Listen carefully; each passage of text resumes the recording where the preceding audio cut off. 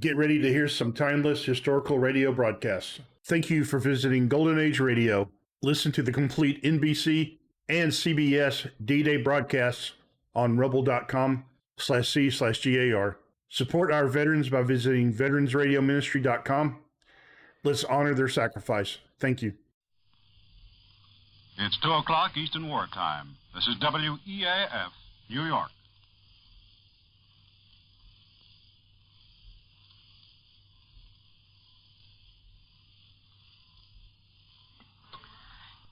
Next in its complete coverage of invasion news, NBC presents war reporter and news analyst Elmer Peterson.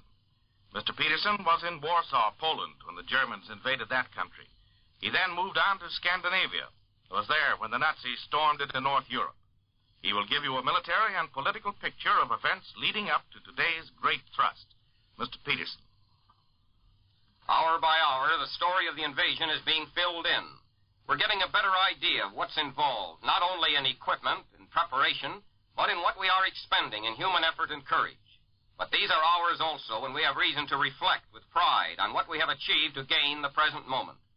For this is a moment of great and effective contrasts, if we consider how far we've traveled since the start of the war in Europe. Now we're using some 11,000 planes in this invasion. We're using 4,000 ships. We are using all sorts of new and modern equipment. But we can think back to that September day in 1939 when the Germans struck at Poland. The Germans had things their own way then. They moved with precision and deliberation. Their bombers swept over Warsaw against little or no resistance. I was in Warsaw at that time. I watched the citizens of Warsaw parading with enthusiasm through the streets when they learned that Britain and France had declared war on Germany. Now, shouted the Poles, the Germans will pay their price. But a week later, the Polish government was fleeing from Warsaw. Berlin had not been bombed. The Germans had not been punished. Britain and France were unprepared. There was nothing they could really do. They had relied on sea power, on blockade, on that pompous and outworn defense idea known as the Maginot Line. And again in April 1940, I watched the Germans strike with the advantage of thorough preparation, this time into Denmark and Norway. Today, the expeditionary force sent by the British and French to Norway at that time seems like something out of the days of ancient warfare. What a contrast in preparation, in efficiency, between the fighting in Norway in the spring of 1940 and what we are seeing now in France. Those British territorials who went to Norway were badly equipped, badly clothed. They had no air support. They had no modern weapons by present standards. They provided evidence, shocking evidence, of how the democracies had failed to appreciate what the Germans had created in the way of an army. The Germans had the advantage in surprise attack, in methodical preparation, just as we now have that advantage. What they profited by in Poland, in Norway, were their years of patient study, their scheming, and their developed use of fifth columnists. Think, too, of how easily the Germans took Denmark, how by merely demonstrating their power, they forced the Danes to yield with hardly a shot being fired. I remember talking to Copenhagen on the first day of the German invasion of that country with a German officer I had known in Berlin. "We'll win, don't you think?" he said to me. "No," I said, out of some stubborn conviction, "you won't win in the end. You can't win." He looked at me with surprise.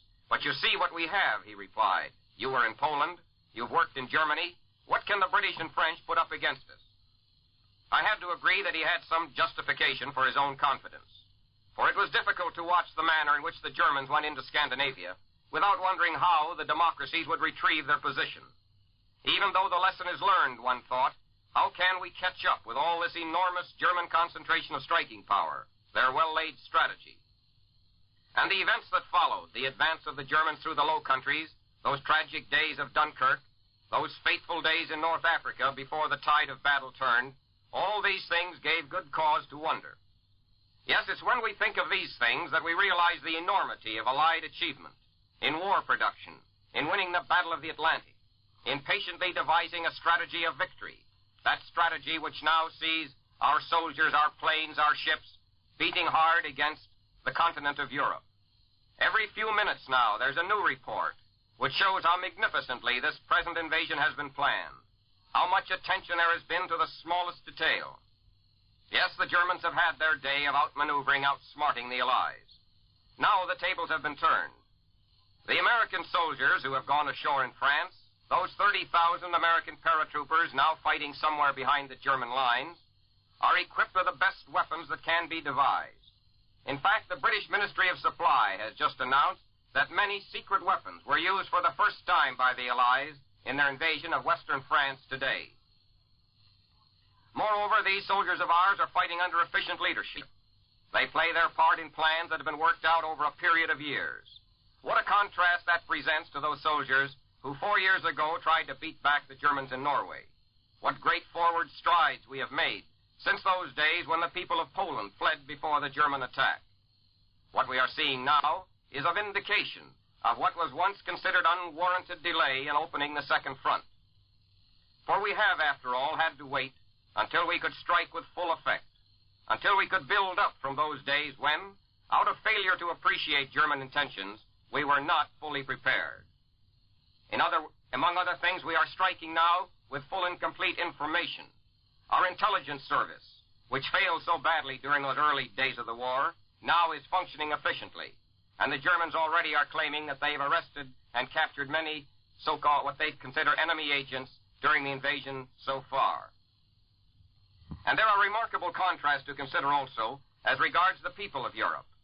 In fact, this is a day to consider the confidence that once prevailed in Germany during those days when the German radio reported nothing but victory, when the German people were flushed with their thoughts of mastering Europe completely, and Russia as well, to say nothing of their hopes of dominating the world.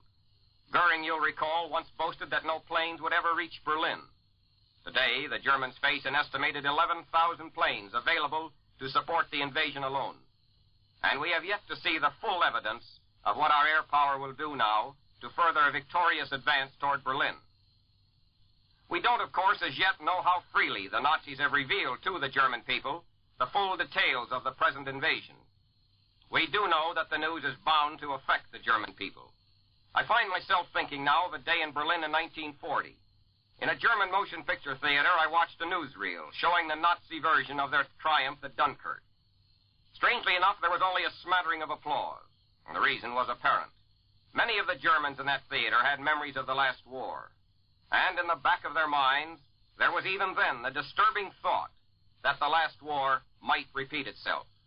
In fact, I heard one German say, "Yes, it's all very fine, but we had marvelous victories up to the last day of the First War also." So we can only reflect on what will be the effect on such thinking of today's news that Allied armies are back on the continent at a time when Rome has been captured in a great symbolic victory, at a time when the German armies have been driven out of Russia, with the Red armies poised for new offensives. In fact, the Allied invasion of France has touched off considerable speculation concerning Russia. In London, military observers, according to a report just in, say that probably within 24 to 48 hours, and almost certainly before the end of this week, Soviet armies will swing their vast power into a synchronized offensive with the Anglo-American Western Front. The German radio itself indicates that Germans have a strong fear of this. In any event, the fact that we appreciate the importance of the invasion on the German mind is evident in the reports of how thoroughly our own propaganda organization is now at work, how we are making every effort to take the most advantage of the great attack now underway in the field of psychological warfare, in the field of nerve warfare against the enemy. What we need now is to actually see Allied troops on German soil, to offer another convincing proof to the German people that they cannot in the end win, that they can only hope to avoid some destruction of war by surrendering. And we must consider, too, that the Germans from now on are going to pay increasing attention to their hopes and plans of getting some advantage out of the surrender they must make in the end. The Germans, we can be sure, are going to fight on as long as they can, and they may be able to delay their surrender for many weeks, perhaps months to come. We mustn't make the mistake of assuming that merely because we've established some successful beachheads, victory is assured. These landings today are by no means synonymous with complete and thorough victory, although we have every reason to hope that our plans have been so well laid and that our attacking force is so great that we are bound to sweep on very quickly, perhaps, toward final victory. But we have had ample evidence that the Germans want, if possible, to fight still another war. They want, if possible, to surrender, while millions of German soldiers are still not aware of defeat, while Germany is still intact in many respects as an economic unit, and with German soil not turned into a battleground. Rather, with the countries around Germany torn and suffering by the impact of war. One thing is certain, the Germans will do a good and thorough job of destruction as they now retreat before the invasion forces. For the invasion now underway is not only intended to bring Allied troops into Berlin, it's also designed to destroy the German armies, to administer the same sort of beating that General Alexander is inflicting on the Reichswehr in Italy. It's all the more reason why we may, at any moment now, hear of new Allied offensives designed to trap and encircle and destroy German fighting men. There's been a belief that the German High Command will in the end try to use the very fact of surrender as a weapon against the Allies, to create as much confusion as possible, to save something of the German war machine. And from now on, this belief is going to come into further prominence. For we have set in motion by the invasion weapons which may bring deep and profound political complications in a decision as to when and how we are going to accept German surrender. From now on, it's going to be a question not only of obtaining German surrender, but of deciding also under what conditions, under what circumstances we want to accept that surrender, and from whom. There's another contrast to be considered now.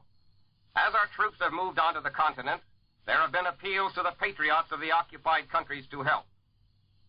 We have just received, for example, the text of the appeal made by General Charles de Gaulle to his people of France from London.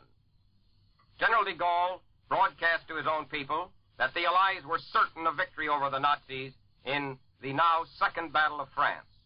He exhorted the French to fight with all means at their disposal to destroy the Germans in this battle for liberation.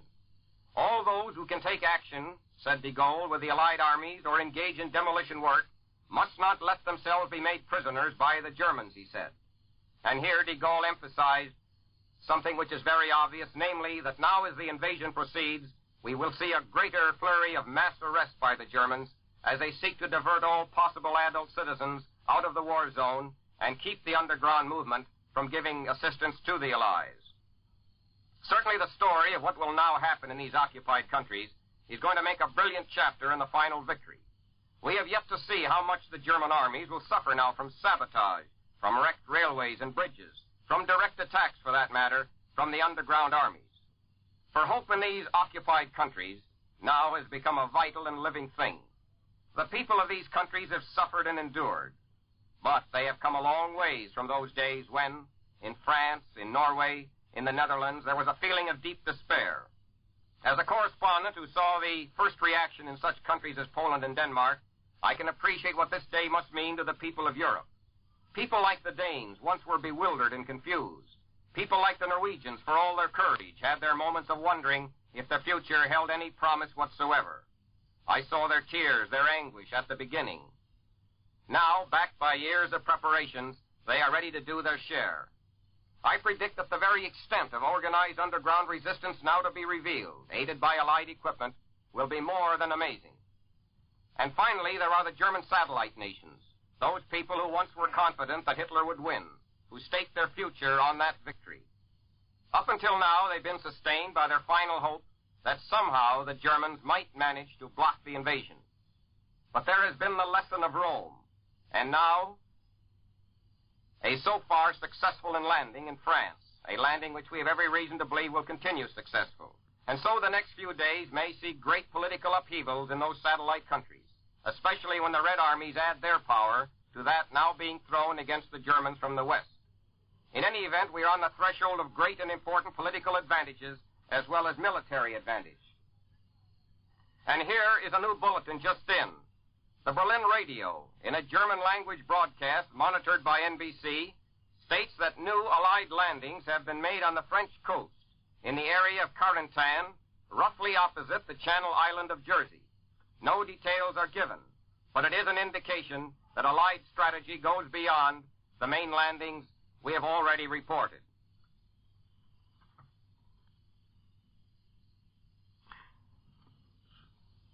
Ladies and gentlemen, you have just heard Mr. Elmer Peterson, NBC war reporter, and news analyst. We suggest that you stay dialed to NBC for the latest details and for each development of this invasion operation. We're bringing you this story just as it is unfolded here in the NBC newsroom in New York.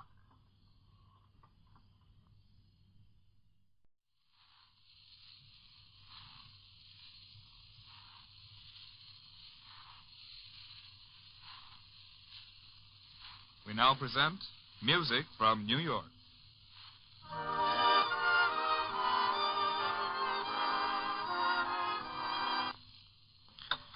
Just one moment, please.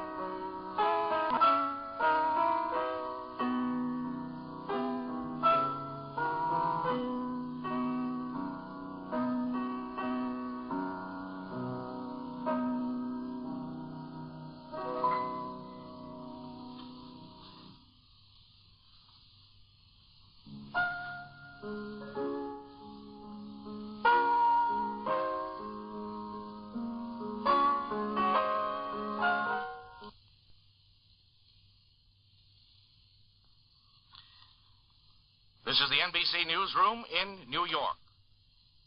This has been a day of momentous news, and not the least of the spectacular reports we've broadcast here from the NBC newsroom in New York was the eyewitness account of our Stanley Richardson, the first reporter to bring back a first-hand report from one of the naval ships which took part in the invasion. His report was first broadcast early this morning.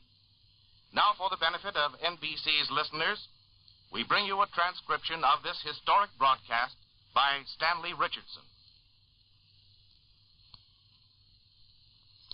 Not a recognizable enemy plane appeared overhead. At least no bombs were dropped at or on any of the ships in our area. No low-flying fighters came over to strafe us with machine gun fire. And no enemy vessel, not even one of their vaunted E-boats, came out to the attack. The officers and men with whom I rode wondered searchingly about this. They had been keyed up for some real German opposition, both from the air and the sea. Their trigger fingers were itching for a scrap, and they were a very disappointed lot at not getting it. If the Germans weren't just too timid to come out, The only other ready explanation that could be advanced was that they were too busily engaged in coping with the Allied air attacks made on their shore establishment as a prelude to the actual landing of troops. In the area we covered, we could see hundreds of bombers and fighters shuttling back and forth, dropping their bomb loads and returning to England for more explosives to blast the enemy. We could see the big two-engined American transport planes, also in the hundreds, returning to their bases in the United Kingdom after dropping their airborne troops in France. Yes, Harry had a lot to keep him busy last night and early today, but as far as the naval phase of our activity was concerned, not a shot was exchanged with the enemy while I was on the scene. For that preliminary phase of the show, at any rate, it was all too incredibly easy. We left our patrol torpedo boat base in daylight to accompany the slower-moving light advance guard of ships which had to pave the way for the actual landing. One of our missions was to protect the Allied minesweepers, which cleared a wide channel straight to the enemy shore where our troop transports and supply ships. Long lines of ships of every description were discernible on the skyline. Literally miles of craft in even columns converging upon the area in the channel marked for the concentration point for the actual invasion.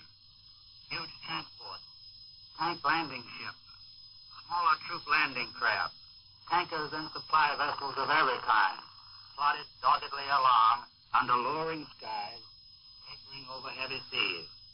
You people at home would have been thrilled to the bone to have seen all these American men, American ships, and American supplies sailing calmly into the action for which they had been prepared and trained for so many miles. It was estimated that there were more than 4,000 ships of all kinds in the channel for this combined operation. By nightfall, we were nearing the French coast, and our watch tightened. But nothing happened. Even when a full near moon, appearing fitfully from behind the clouds, gave our position away clearly to any enemy who may have been lying in wait for us. Then the fast and heavy combat ships moved up into position. All aligned themselves in the bombardment area to loose a hail of high explosives to protect the troops moving into the beaches on their landing craft. The warships started laying their smoke screens preparatory to shooting their guns. It was within only a few minutes of H hour of the long-awaited D-Day. And right there was where I got the biggest disappointment of my life. We turned around and headed back at high speed for the English coast. Our PT squadron was under orders to return to base and refuel for another mission as soon as its first operation was completed. So I didn't even hear the bombardment begin. But I can tell you that if things are going as well now as they looked to be going at the time I left the scene, it won't be long before our troops have a firm foothold. That was a direct report from London, a rebroadcast by transcription, of the first eyewitness account from a reporter who covered the invasion aboard an Allied invasion. The report of NBC's Stanley Richardson, somewhere in England. And now NBC continues its special invasion coverage, and for more late news reports, here is NBC's Don Goddard. Here's a bulletin just through. Transocean, in a Berlin broadcast, says the Allies have established a 15-mile front from a mile to a half a mile deep between Villers-sur-Mer and Trouville. This area is about 7 miles south of the big port of Le Havre, where transatlantic liners docked in pre-war days, and it takes in the beach resort area of Deauville. And here's another bulletin. The British radio, just heard by NBC, by our monitors here, says that the Allied invasion line in France was sufficiently broad by evening to be more than a bridgehead. Then we have established more than a bridgehead on the northern coast of France. And a dispatch has just come through giving the location of one of our bridgeheads, or what is more than a bridgehead along the French coast now. Reporter Desmond Tagg stood on the deck of a British destroyer off the French village of Bernier-sur-Mer. From that point, he watched the first wave of Allied troops storm on the beaches. Bernier-sur-Mer lies southeast of Le Havre. The reporter says the assault went on those smoking beaches, and cordite smoke still curled skyward from a terrific bombardment by Allied warships. Wave after wave of khaki-clad figures stormed up the beach, overcame whatever opposition they found, won the immediate beachhead in a very short period of time, that beachhead that they have now expanded and are continuing to expand against German opposition. And soon after, The beach masters had their organizations in order. Vehicles, guns, more troops, equipment of all descriptions were sorted out. They were dispatched to their proper units. And shortly after that first wave of troops went ashore, one more division of Allied troops stormed in, bringing their equipment and battle supplies into Western Europe. And there on the beaches at Berrien-sur-Mer, the Allies have established one of their ever-widening beachheads. But I think the most encouraging note that's come from General Eisenhower's headquarters in London is that statement that Allied losses have been much lighter than expected. Came in earlier this afternoon. Fewer American, British, and Canadian lives lost. Fewer French lives lost. Fewer Belgian and Dutch lives in the initial stages of invasion than was expected. It's not told officially just where along the French coast our troops have landed, just how many beachheads we have established. But the indications are that we have at least 2 large ones, and one Swedish report says we have at least a dozen smaller ones. Perhaps many more points have been invaded by Allied invasion forces by this time. The landings have occurred in a 100-mile stretch of coastline between the cities of Le Havre and Cherbourg, as you know. General Eisenhower hit that portion of the French coast that is lowest and that has the widest beaches. He avoided, or he thus far has avoided, the heavily fortified cliffs opposite Dover, where the Germans have set up their heavy naval guns, and miles upon miles of fortifications and defenses in depth. There are several versions of progress made by our invasion units to this hour. The official version from London states that Allied forces have thrust several miles inland. The Germans say that Allied spearheads have pushed to a point about 15 miles from the coast now. Later, they said the front had been widened. It is evident now that the great military thrust at Western Europe caught the Germans by surprise. That's been agreed upon now thoroughly. Only a day or so ago, radios in Berlin were saying the hour for invasion had come and had gone, that there would be no invasion in the near future. And I'm afraid that a great many people in this country thought the same thing. The reports coming back from London say that only very light enemy opposition, much lighter than expected, has been met so far. Great fleets of the RAF and American planes laid a carpet of bombs over the invasion area. From midnight to 8 o'clock this morning, 7,500 sorties were flown from England. 7,500 sorties from 8 o'clock to now. And the invasion fleet of 4,000 vehicles, several thousand auxiliary craft, took part in landing the troops. 4,000 vessels, naval units, including heavy battleships, sailed in to within a mile of the shore, and they pounded away at German coastal positions so effectively that those guns, when they opened up in reply, showed that many of them had been hit. But London says our losses in invasion craft is very light.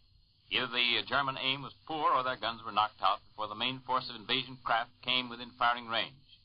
And Berlin does admit that many thousands of paratroops and airborne soldiers spearheaded the great thrust in the hours of darkness last night, and they came on. The big Dakota transport planes flew over the channel with navigation lights showing so that they could keep formation. The airborne troops were dropped behind the German coastal defenses. There was very little loss among planes and personnel in the air prior to that landing. And the initial reports coming back from those isolated paratroopers say that they're holding their own. A German report says that Nazi tanks have been thrown into the fray to meet American tanks and British tanks. As yet, the vaulted Luftwaffe has not put in an appearance. Only about 50 German planes had been sighted over the entire invasion area up until 8 o'clock this morning. 50 German planes against a total of some 7,500 Allied warplanes and more, 11,000 altogether, flying there in the skies above that beachhead. But Allied airmen have warned that a violent reaction by American air forces is expected very soon. Reich Marshal Hermann Goering has issued an order of the day stating the invasion must be beaten off if the Luftwaffe has to perish. The grand assault was scheduled for yesterday, postponed for 24 hours because of bad weather. There was still heavy weather in the Channel early this morning.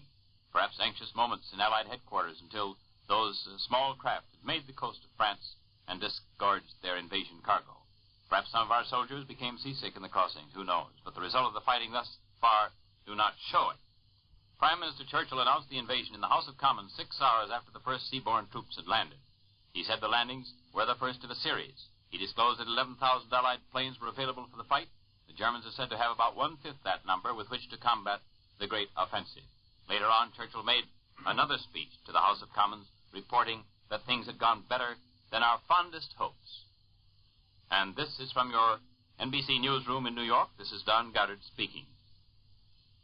NBC has cleared its schedule of all regular programs so that all day and all night you'll be able to hear the latest news of the invasion as it happens. This is the National Broadcasting Company.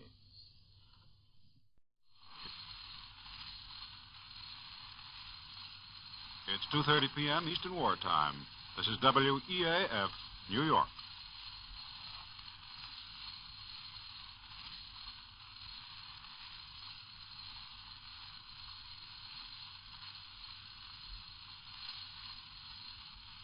Ladies and gentlemen, it is NBC's privilege at this time to present the Most Reverend Francis J. Spellman, Archbishop of New York, who will read a prayer offered by him at the noon Mass in St. Patrick's Cathedral today. Archbishop Spellman. God of wisdom, comfort, and strength, we come to Thee with humble, contrite, and suppliant hearts. On the battlefields of the world, our America fights for faith and freedom. Like brilliantly burning lights, our ideals march with our armed forces.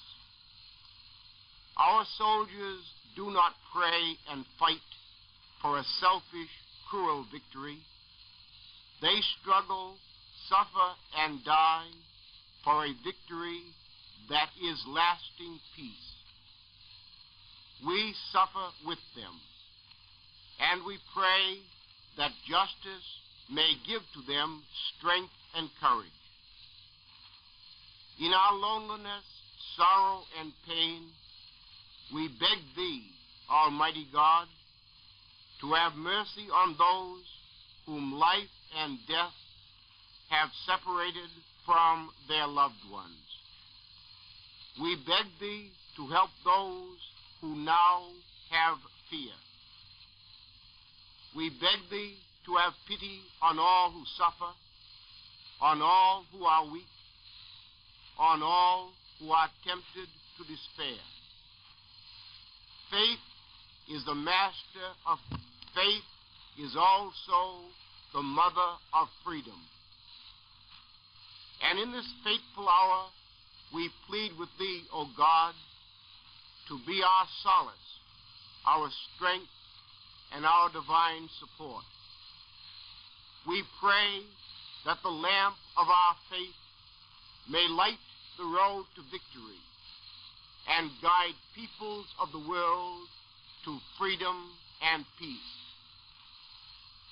God bless America with faith to preserve her freedom.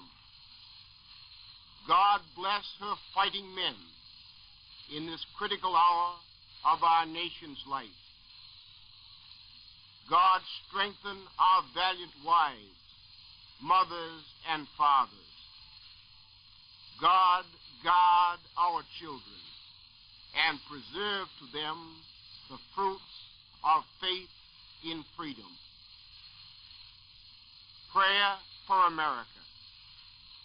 O God, Father of America, Thou hast formed this union of states, sealing it with high destiny, that our nation be light to all peoples in their dark despair, life to all peoples in their fear of death, love to all peoples under their yoke of hate.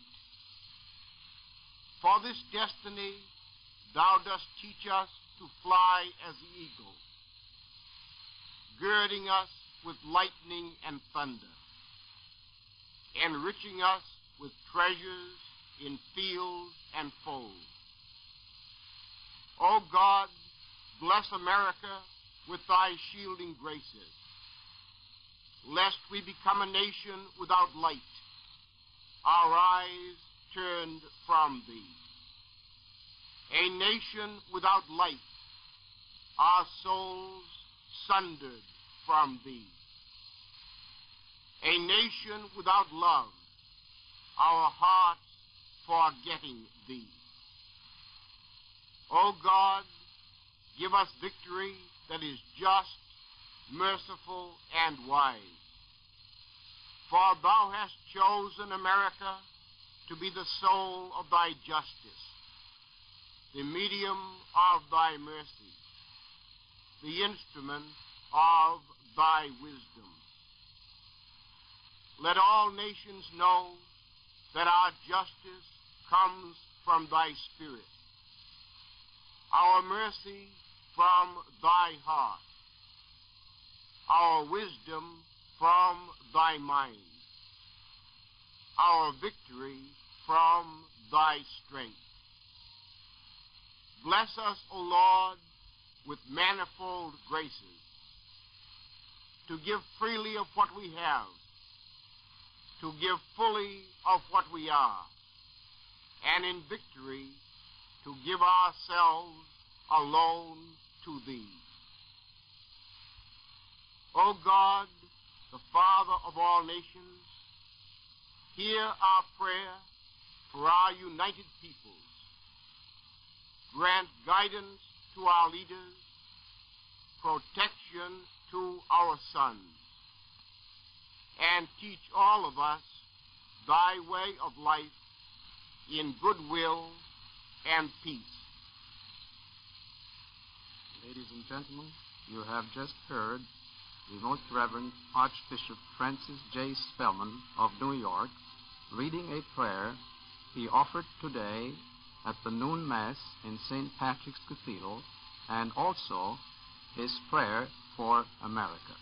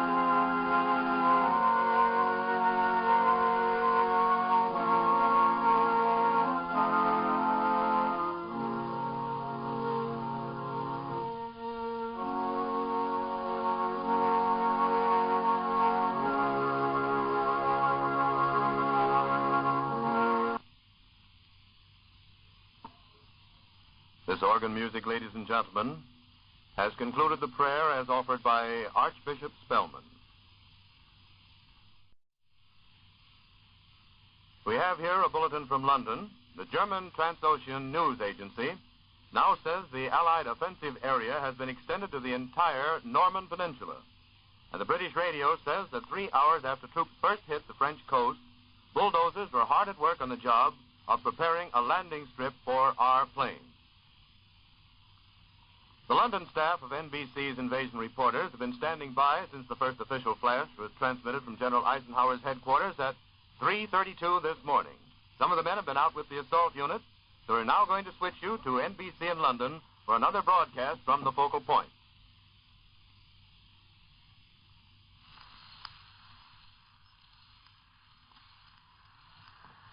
While we are waiting for London to come in, I should like to comment for a moment on the development of this beach strip that the Bulletin has just spoken of. The Normandy Peninsula has a large, flat area which extends down to the coast, and evidently our plans contemplated using that flat strip on the coast. In other words, we're doing something rather unusual. Instead of relying on airfields farther inland, we are now relying on an airfield that we are going to construct directly on the landing strip which we have taken on the Normandy shoreline. The fact that we brought in bulldozers, that they are now at work, indicates that. We take you now to London. This is London at 8:45 p.m. In a moment, we hope to establish contact with the American radio reporter, Merrill Muller, covering General Eisenhower's headquarters, somewhere in England. Go ahead, Merrill Muller.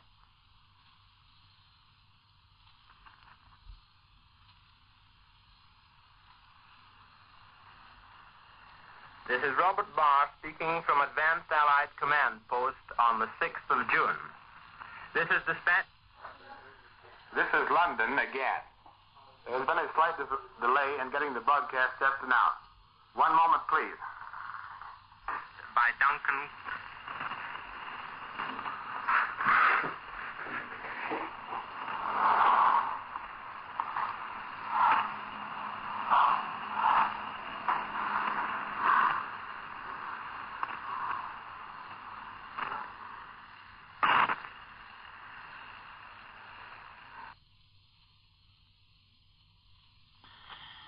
It is evident, then, from all recent dispatches that we now have much more than a beachhead, because at one point our troops have extended their holdings to a width of more than 15 miles at one point, and we have that on the authority of the Germans themselves.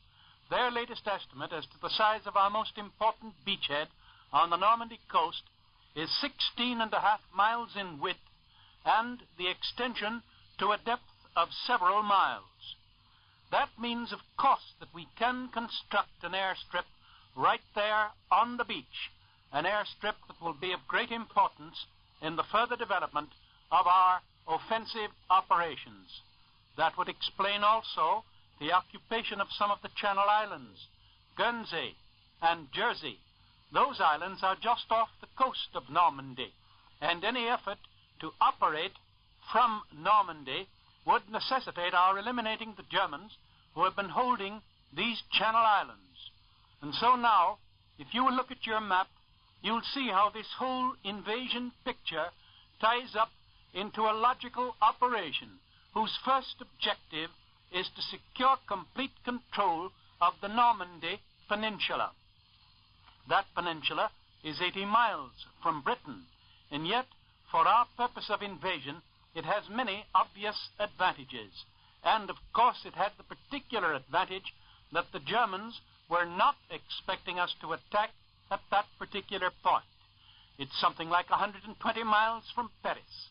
Once we hold it securely, and we can establish ourselves there more effectively in a short time because it is a peninsula. That means that we have access to it from 3 sides, from the sea.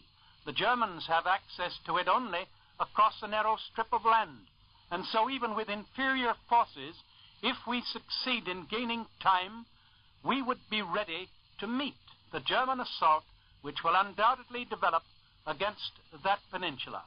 Obviously, what is happening now is that the Germans, having decided what our plan of campaign is, on the basis of the events which they themselves have reported for us during the last 12 hours, obviously they are now concentrating their forces for the counterattack. We must expect that that will be a heavy attack. It is the first German major effort to answer the invasion. Their preliminary efforts, their preparations against invasion have largely failed. The passage of the sea across that 80 miles from the South British coast to Normandy was accomplished with much greater ease than we had expected. Our losses were far lower than we had anticipated. The bombings of our air forces and the superior bombardment developed by those tremendous naval guns ranging from 4-inch to 16-inch on a great host of warships which have been assailing the French coast now for the last 16 hours, that too was more effective than we had expected it to be. And as a result, when our invasion forces came in, they found that the defenses were much less effective than we had expected them to be. Obviously, this invasion effort which we are making is far larger than anything in history. These landings have taken place with extreme accuracy, as Mr. Churchill put it to the House of Commons. They have taken place with very little loss. Risk, of course, was involved. We did not want to take the greater risk that was involved in the bad weather which we had yesterday. And so the whole operation was postponed for 24 hours. And the obvious result, as is evidenced by what has happened today, was a decided reduction in the risk. Our airborne troops, therefore, are now well established. And we are following up. Because remember that only the first invasion waves have landed. We are now following up with other waves. We will continue to follow up with one wave after another. For obviously, this short distance of sea can be traversed in a very short time by all our craft, by our landing craft to go back for new loads, by our warships to get fresh supplies. And so, one wave of invasion will follow another. Now, it's also very possible that our plan contemplates at least 2 or 3 major invasions at as many different points. It is even possible that this Normandy invasion is a minor one compared with those that will follow. Remember what Mr. Churchill said some months ago when he said that there would be rehearsals and false landings. There would be attempts to deceive the enemy. We don't know which is going to be our major drive. And this is also possible, that we have 2 or 3 places in mind, any one of which could serve as a point of major attack. And we will permit developments to dictate whether or not this Normandy attack, or the one at the mouth of the Seine, at Havre, which is also being developed at this time, that should be the one on which we base our major drive. Obviously, if we can get control of so fine a port as Le Havre, which is undoubtedly the finest on that part of the French coast, we would be foolish not to use it to its full capacity. Yes, some of its installations will be destroyed, but we learned at Naples how quickly, with our modern facilities, a harbor that seems completely unusable can be restored to use. And with all the experience that we have had in Africa and Italy to back us up, surely we are prepared to deal with whatever situation we may find in almost any French port. And so we are just coming now to the beginning of the invasion story.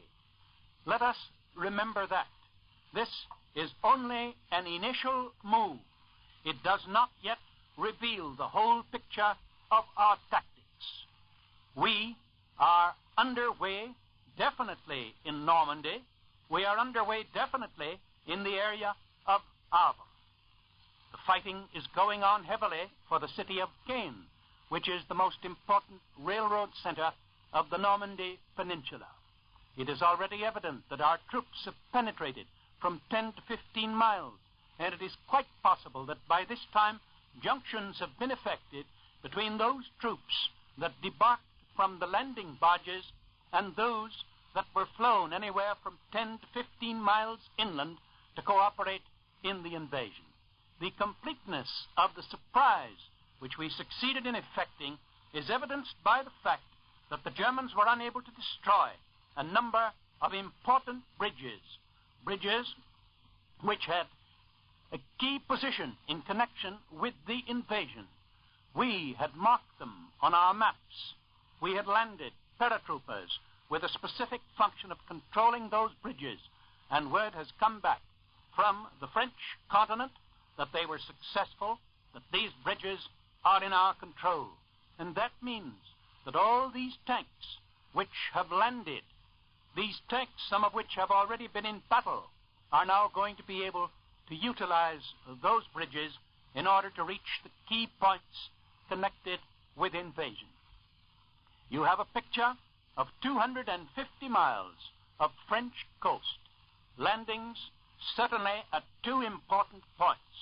A beachhead expanded in one case to 16.5 miles.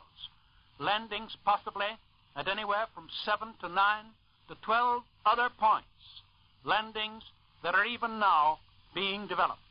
And within the next few hours, as the bulletins come in, you will see that the invasion operation, as we have reported it to you thus far, has only begun.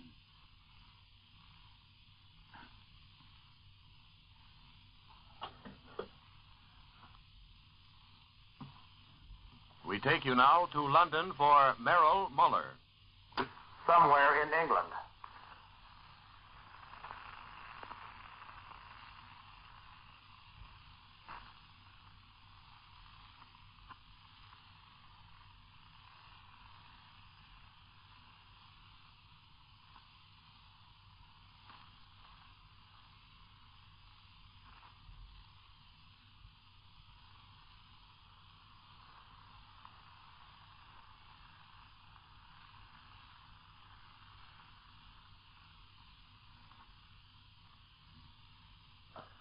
Unfortunately, NBC in New York calling London. Contact Merrill Muller at General Eisenhower's headquarters somewhere in England.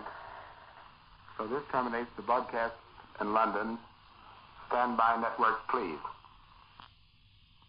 Once again, here's H.V. Kaltenborn. Well, I'm sorry that you didn't get Merrill Muller's broadcast, but such is Invasion Day with its peripatetic maneuvers.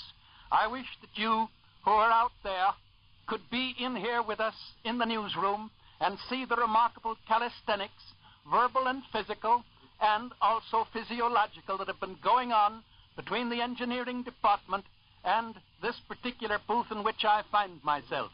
You see, we have channels open to London. We are so eager not to miss any of Merrill Muller's broadcast for you that we are constantly monitoring the channel.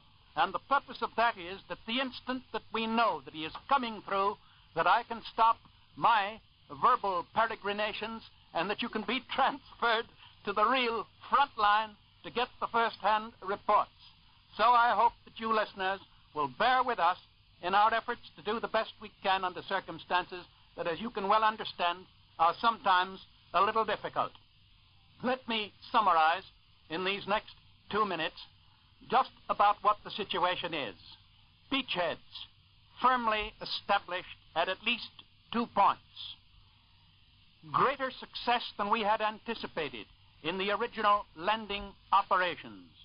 Losses thus far remarkably light. Our preliminary bombardment very definitely successful in eliminating German air power, in eliminating German artillery power along the coast. Here is a bulletin from Naples. Premier Marshal Pietro Badoglio dissolved his Italian government today and was charged by Crown Prince Umberto with forming a new government to include political leaders in liberated Rome. The purpose, as you see, to broaden the Italian government to include those prominent men who have been isolated from the Italian political situation through being in Rome itself. A further step in the democratization of Italy. We are, because of the capture of Rome, developing a new situation in Italy itself. And even as we succeed in Italy, our landings are succeeding on the coast of France. Thank you very much, Mr. Kaltenborn. Ladies and gentlemen, we're still attempting to contact Merrill Miller in his position with General Eisenhower's headquarters, so if you stay tuned to your present NBC station, as soon as we can, we'll bring it to you. This is the National Broadcasting Company.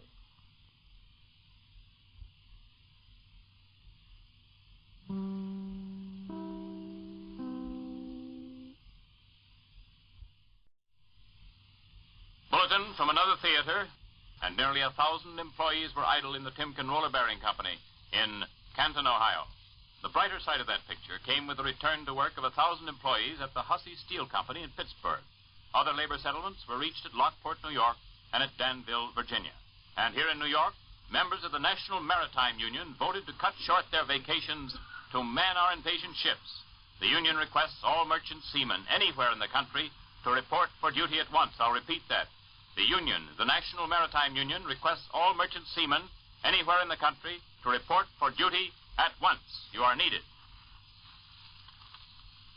Bulletin from another theater, this time Italy. The entire government of Marshal Pietro Badoglio resigned today, and Prince Umberto, the new ruler of Italy, immediately requested the aged marshal to form a new cabinet.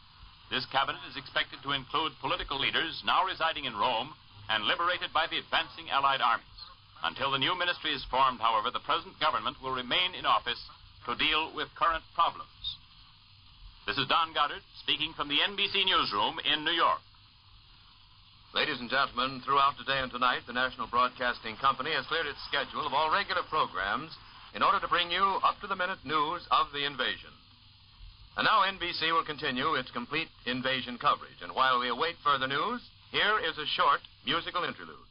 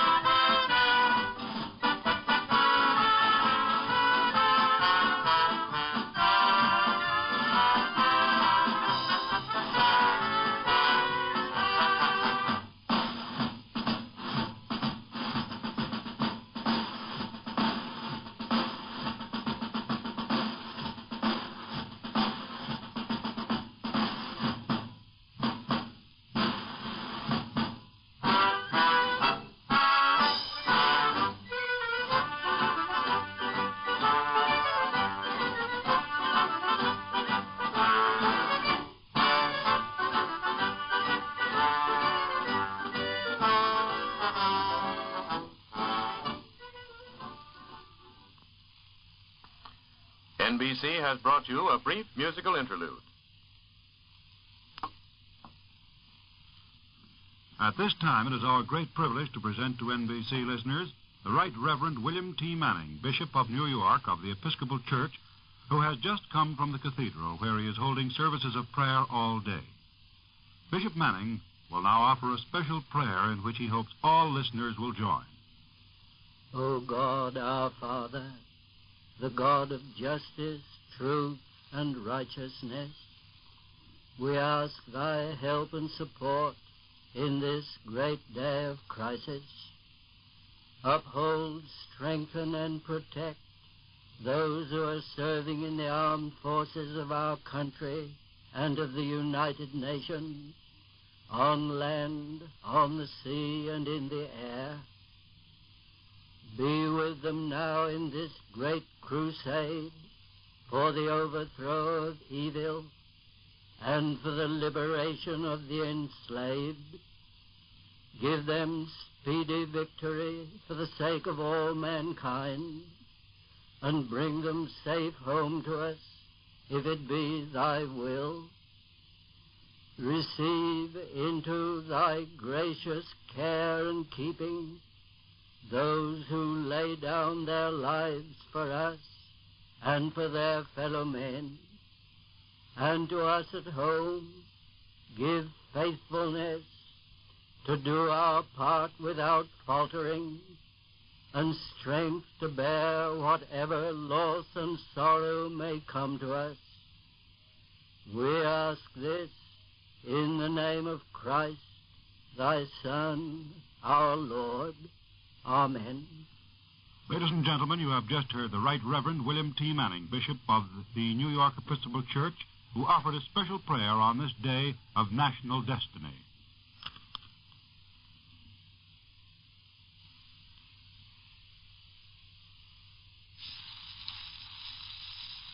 We interrupt this program to bring you a special broadcast.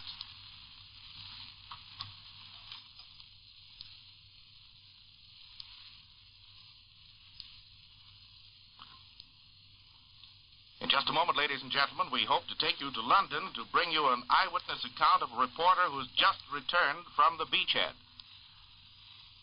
We're awaiting his entry into a studio. In just a moment, we'll take you to the BBC in London. Just one moment. Stand by, please.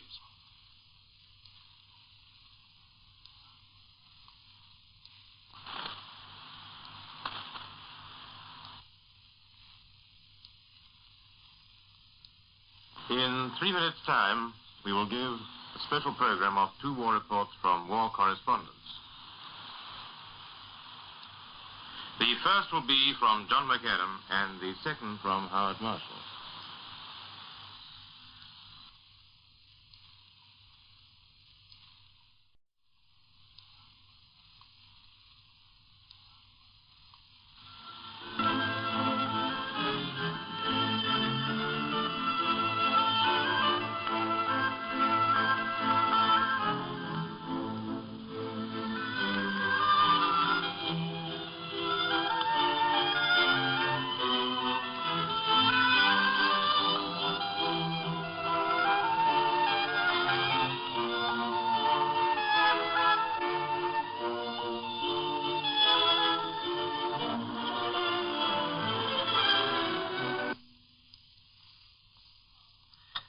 Ladies and gentlemen, this is the NBC newsroom in New York. As you heard, our man over in London, the BBC, said that we bring you a special broadcast here in just about 3 minutes, an eyewitness account of one of our reporters who just returned from the beachhead. In the meantime, we have a bulletin here from London. The Vichy radio said tonight, it must be admitted that the Allied beachhead area has been considerably widened and that Allied reinforcements are pouring in.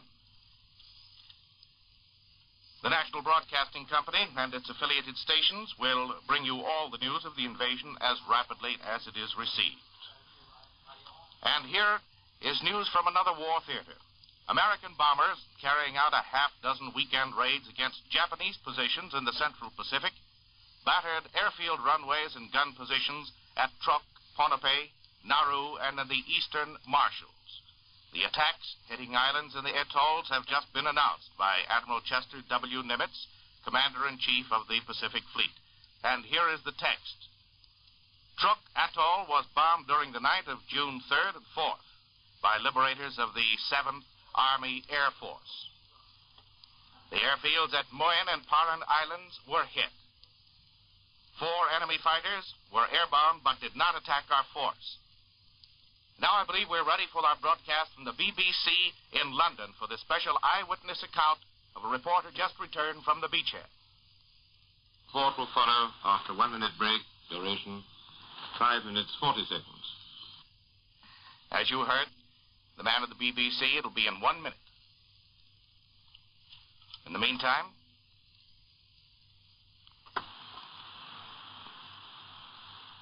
here is Allied War Correspondent John McAdam. I was in at the start of the invasion in the second dicky seat of a glider tug. As we gathered round the leading aircraft on the runway just after midnight, the Americans were going out in close formation. Somebody, he must have been a navigator, said, "Why don't they give us pretty lights like these to steer by?" We saw plenty of pretty lights a little later, but not to steer by. Takeoff was fine until the second. Visibility was good, and the wake of the odd naval craft we spotted shone like silk in the clear moon. The Popeye voice on the intercom croaked, "This is going to be a piece of cake." And so it looked until just short of the enemy coast, we began to run into dense cloud. We went through that and came out facing the coastline. And there were the pretty lights. Hundreds of thousands of them, and all of them tracer. The enemy seems to go in for fancy tracer. Maybe it's to keep his gunners amused. There it was ahead of us like the Blackpool illumination, and when it seemed obvious to us that we should call it a day and go back, the pilot put the nose of the aircraft into it as if it were confetti. Every now and then he called on the intercom, "Okay, glider pilot." The voice always came back, "Okay, skipper." These youngsters took it all in their stride. They chatted away to each other on the intercom as if the flak was directed at some other aircraft with nobody in it. "He's got his sights on us," the skipper would say. And somebody would come back, "He might hit us this time." As for me, I never said a word. The big test came on the run-in. We had to skirt belt after belt of this flaming stuff to bring the glider exactly over the zone it was to land on. It was a trying time for any aircraft, but for a tug and a glider linked by a strand of rope, it looked to me like suicide. But I was glad to be there, if only to see the pitch of mutual trust and regard these RAF air crews and the glider boys of the Army have reached. There was no question of casting off and getting out of it. The skipper said, "Glider pilot, are you all right?" "Okay, great. Well, hold on, son. There's a lot of stuff around here, but we'll get through it." You have been listening to Allied War Correspondent John McAdam. In 1 minute's time, we will broadcast a report from BBC War Correspondent Howard Marshall.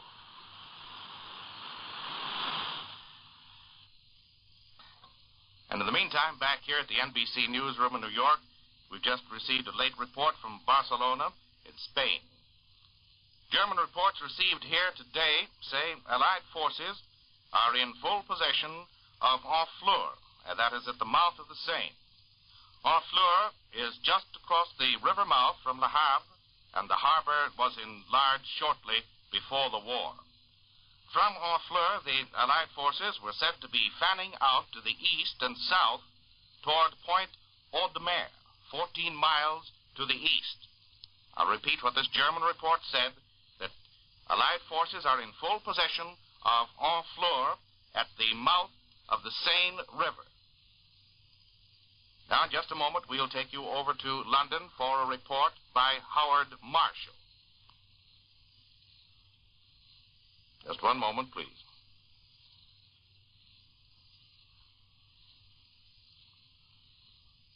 This is the NBC newsroom in New York. Just a moment, we'll bring you this report by Howard Marshall.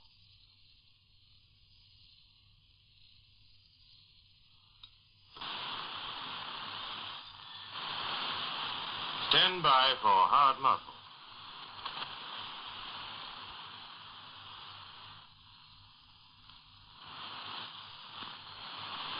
BBC war correspondent Howard Marshall saw the Allied forces landing on the French beaches, and he has returned now to tell you his experiences. Howard Marshall. I've just come back from the beaches, and as I've been in the sea twice, I'm sitting in my soaked-through clothes with no notes at all. All my notes are sodden and at the bottom of the sea. So, as it's literally a matter of minutes since I stepped off a craft, I'm just going to try to tell you very briefly the story of what our boys had to do on the beaches today as I saw it myself. I was in a barge which was due to pick up the brigadier of an assault group, and we were going in with the first assault wave. So we circled round with the various types of vessels, opening fire on the beach, which we could see quite plainly in the dim morning light, opening fire on the beach in their own manners and at the appointed time. First of all, the cruisers started with a rather loudly bang. And soon the air grew heavy with the smell of cordite and loud with the sound of explosions. And looking along the beach, we could see the explosions of our artillery creating a great cloud and fog of smoke. Well, we, in my particular craft, picked up our brigadier, not easily because, as I say, the sea was very rough, and we headed straight for our appointed portion of the beach. We could see as we went in that that particular portion of the beach wasn't altogether healthy, and as we drove towards it with our planes overhead giving us the sort of cover we'd been hoping for and which we'd been expecting, as we drove in we could see shoal bursts in the water along the beach and just behind the beach, and we could see craft in a certain amount of difficulty because the wind was driving the sea in with long rollers, and the enemy had prepared anti-invasion, anti-barge obstacles sticking out from the water. Formidable prongs, many of them tipped with mines, so that as your landing barge swung and swayed in the rollers, and they're not particularly manageable craft, it would come into contact with one of these mines and be sunk. So that was the prospect which faced us on this very lowering and difficult morning as we drove into the beach. I tell you this, as I say, because it was the experience of so many other men at just this same time. We drove into the beach, swinging rather broadside on in the wind and the waves, seeing the jets of smoke from bursting shells near us in the water and slightly further away on the beach itself. And suddenly, as we tried to get between two of these tripod defense systems of the Germans, our craft swung, we touched a mine, there was a very loud explosion, a sudden shudder in the whole craft, and water began pouring in. Well, we were some way out from the beach at that point. The ramp was lowered at once, and out of the barge drove the Bren gun carrier into about 5 feet of water, with the barge settling heavily. As usual, by Mr. Homer, who is unfortunately detained, it will be read by myself. Hello, WLW. If you would like the name of the speaker tonight, I will spell out the name for you in 10 seconds. This is TAP Anchor with a service message to WLW. Hello, WLW. I'm going to spell out for you now the name.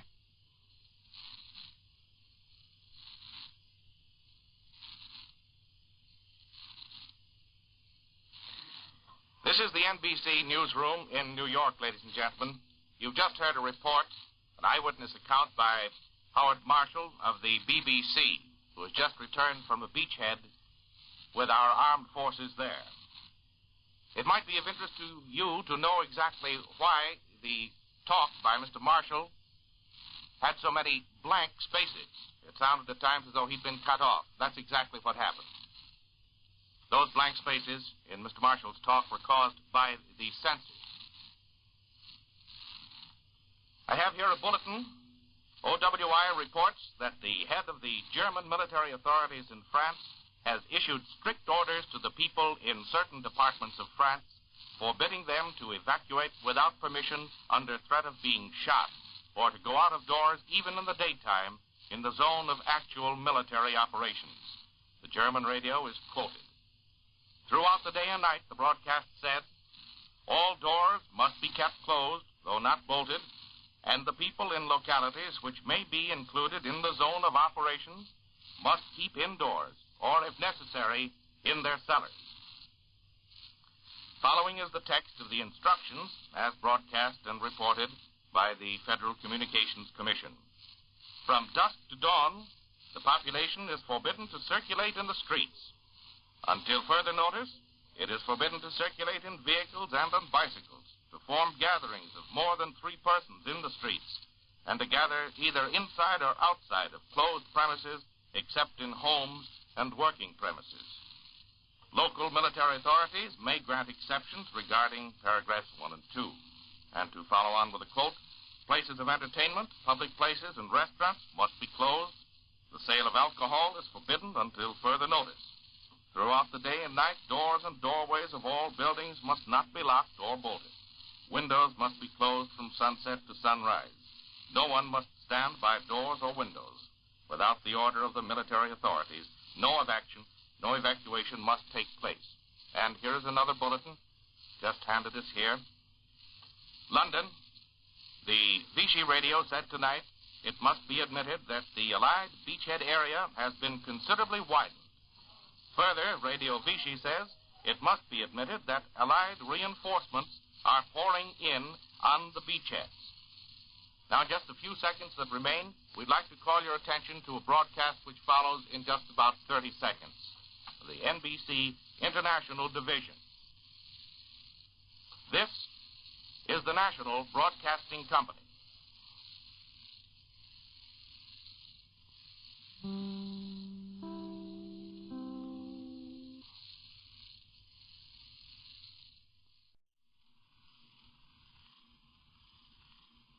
To Roswell P. Barnes, Associate General Secretary of the Federal Council of Churches of Christ in America. Dr. Barnes. I have combined the texts of a prayer issued for use on Invasion Day by the Right Reverend Henry St. George Tucker, President of the Federal Council of the Churches of Christ in America, and a prayer issued by the Archbishop of Canterbury for use in Great Britain. Let us pray. Almighty and most merciful God, Father of all mankind, lover of every life, hear, we beseech thee, the cry of thy children in this dark hour of conflict and danger.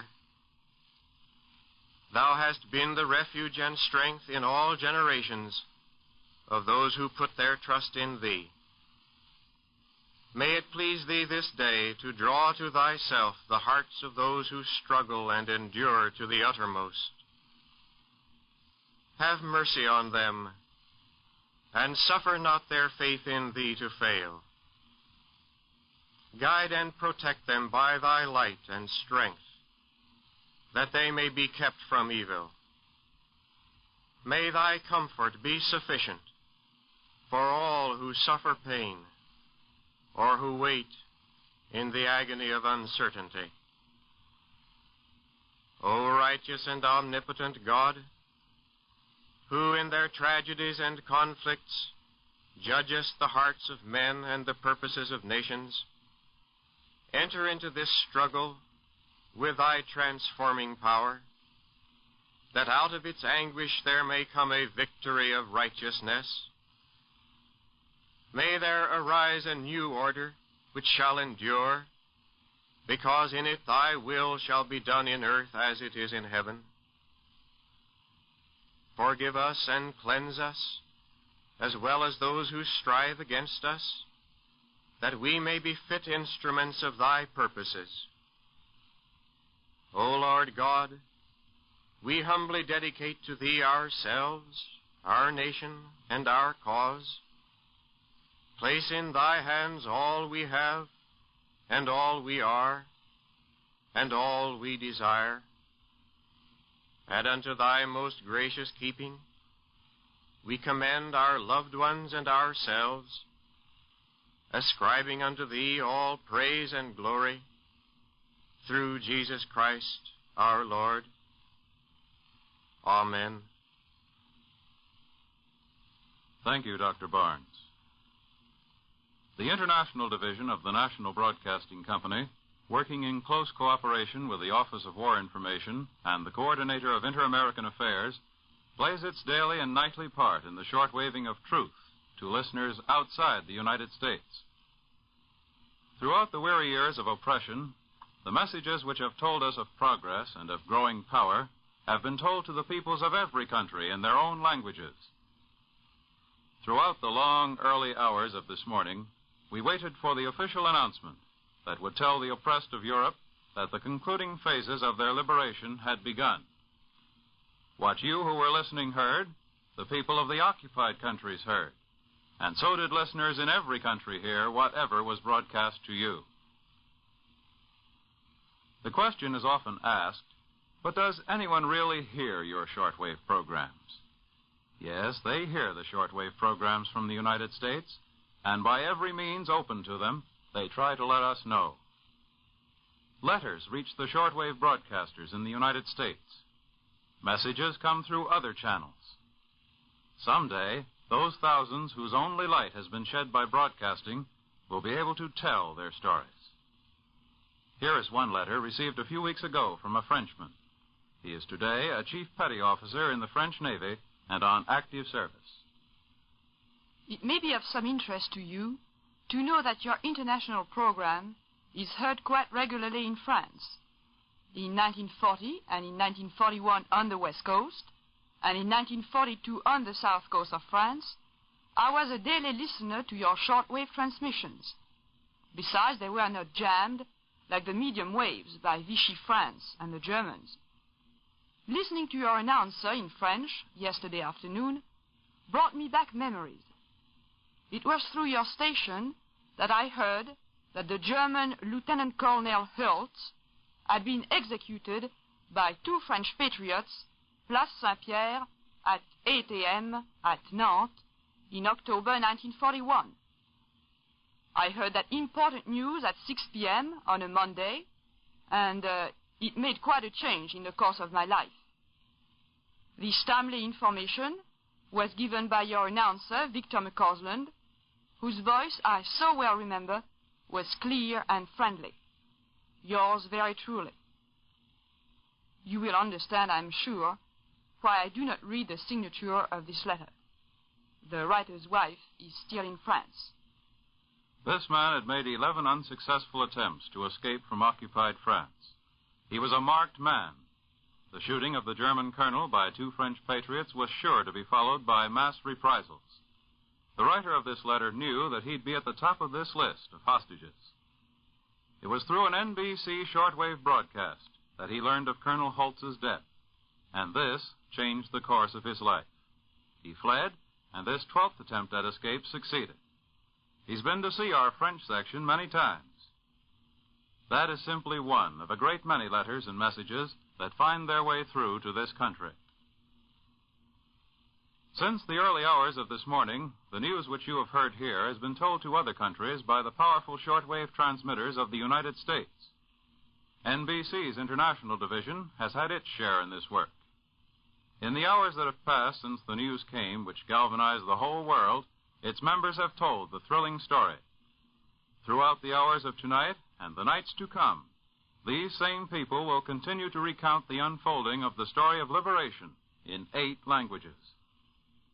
To give you some idea of the work done here, members of each language section will between them, and in 8 languages, read General Eisenhower's thrilling message of this morning.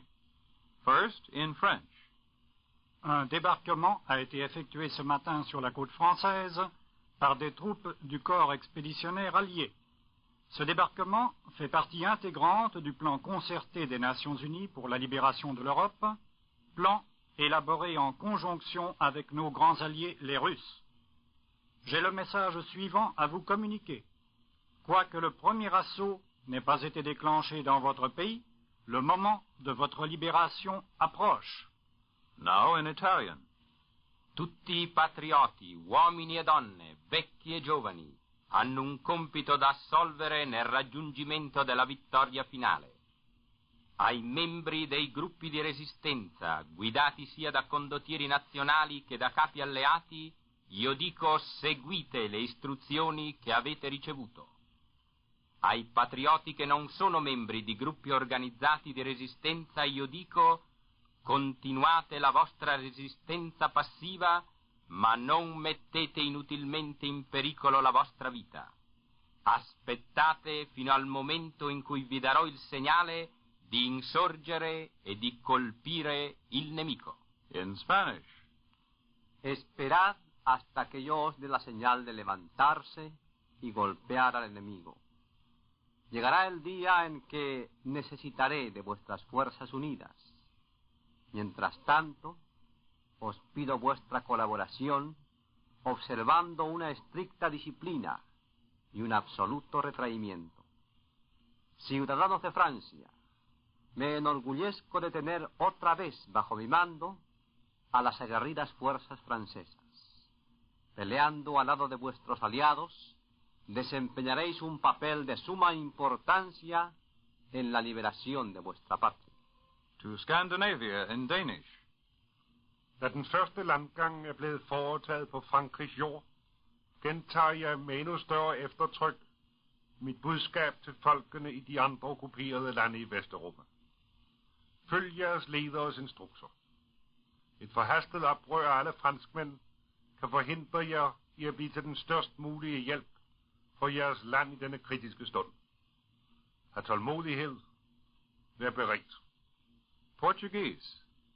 Como comandante supremo da Força Expedicionária Aliada, cabe-me o dever e a responsabilidade de tomar todas as medidas necessárias para a prossecução da guerra. A obediência pronta e voluntária às ordens que eu der é essencial. A administração civil eficiente na França será entregue em mãos de cidadãos franceses. In Swedish. Alla personer måste fortsätta på sina nuvarande poster såvida de inte får andra instruktioner. De som gjort gemensam sak med fienden och därigenom förrått sitt land kommer att avlägsnas från sina poster. När Frankrike befriats från sina förtryckare kommer ni att själva få välja era representanter och den styrelseform ni önskar. In German. Im Laufe dieser Kampagne zur vollständigen Niederringung des Feindes mögt ihr zu weiteren Verlusten und Schäden kommen. Sie mögen tragisch sein, aber sie sind ein Teil des Preises, den wir für den Sieg zahlen müssen. Ich kann euch die Versicherung geben, dass ich alles tun werde, was in meiner Kraft steht, um eure Opfer zu mildern. Ich weiß, dass ich jetzt auf eure Standhaftigkeit genauso rechnen kann wie bisher. Die heroischen Taten von Franzosen, ihren Kampf gegen die Nazis und die Vichy-Satelliten in Frankreich und im französischen Weltreich fortgesetzt haben, waren ein Beispiel und eine Ermutigung für uns. And in English. The heroic deeds of Frenchmen who have continued their struggle against the Nazis and their Vichy satellites in France and through the French Empire have been an example and an inspiration to all of us. This landing is but the opening phase of the campaign in Western Europe. Great battles lie ahead. I call upon all who love freedom to stand with us. Keep your faith staunch. Our arms are resolute. Together we shall achieve victory. This, if you like, is a composite language picture of General Eisenhower's message. It will serve to give you a slight suggestion of the shortwave broadcasting from the United States to the whole world on a round-the-clock schedule. We return you now to NBC's invasion programs. And here in the NBC newsroom, a bulletin has come to our attention which points to another theater of war. NBC monitors in San Francisco have just reported that the Tokyo radio has just left the air suddenly and without explanation. I'll repeat, NBC monitors in San Francisco have just reported that the Tokyo radio has just left the air suddenly and without explanation. Now back to the European theater with this bulletin.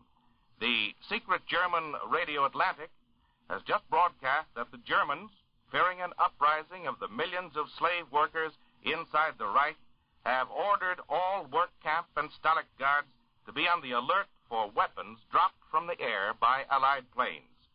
Guards have been reinforced and stockades strengthened around the workers' barracks. The NBC monitors heard this broadcast. And at approximately 4:15, ladies and gentlemen, we'll bring you another eyewitness account, a special broadcast from London, a reporter who has just come back from the beachheads. In the meantime, we bring you some music.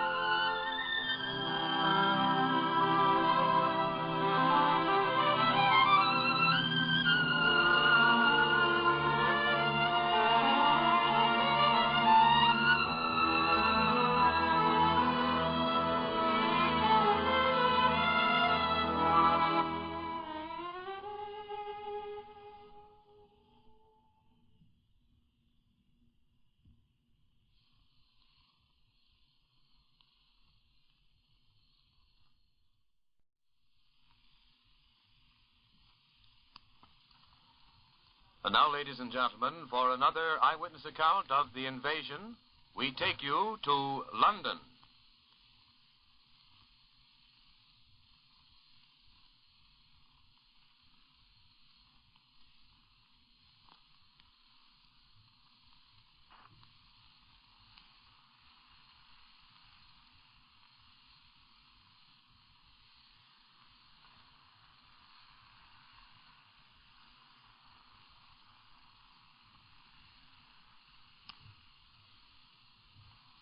NBC in New York calling London.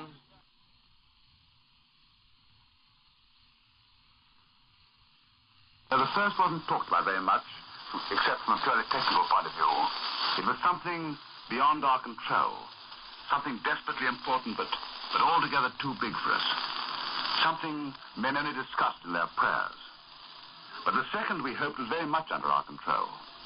In spite of the fact that the whole invasion force had to be trained and embarked within only a few miles of enemy aerodromes, every precaution had been taken to ensure that he didn't find out. A little Yorkshireman, looking round as he stepped out of a lorry and marched down to his landing craft, summed it up in 3 words. What? No bands? Yes, that was it. Here were thousands and thousands of men going off on what might well prove the greatest battle in history, with no bands, no cheering crowds to wave them on their way, but on the contrary, slinking off and taking every possible precaution to get away unnoticed. From the point of view of enemy action, last night was one of the dullest pre-assault nights I've ever known, and I've known most of them. As far as our own force was concerned, there was no interference by enemy aircraft, U-boats, or E-boats.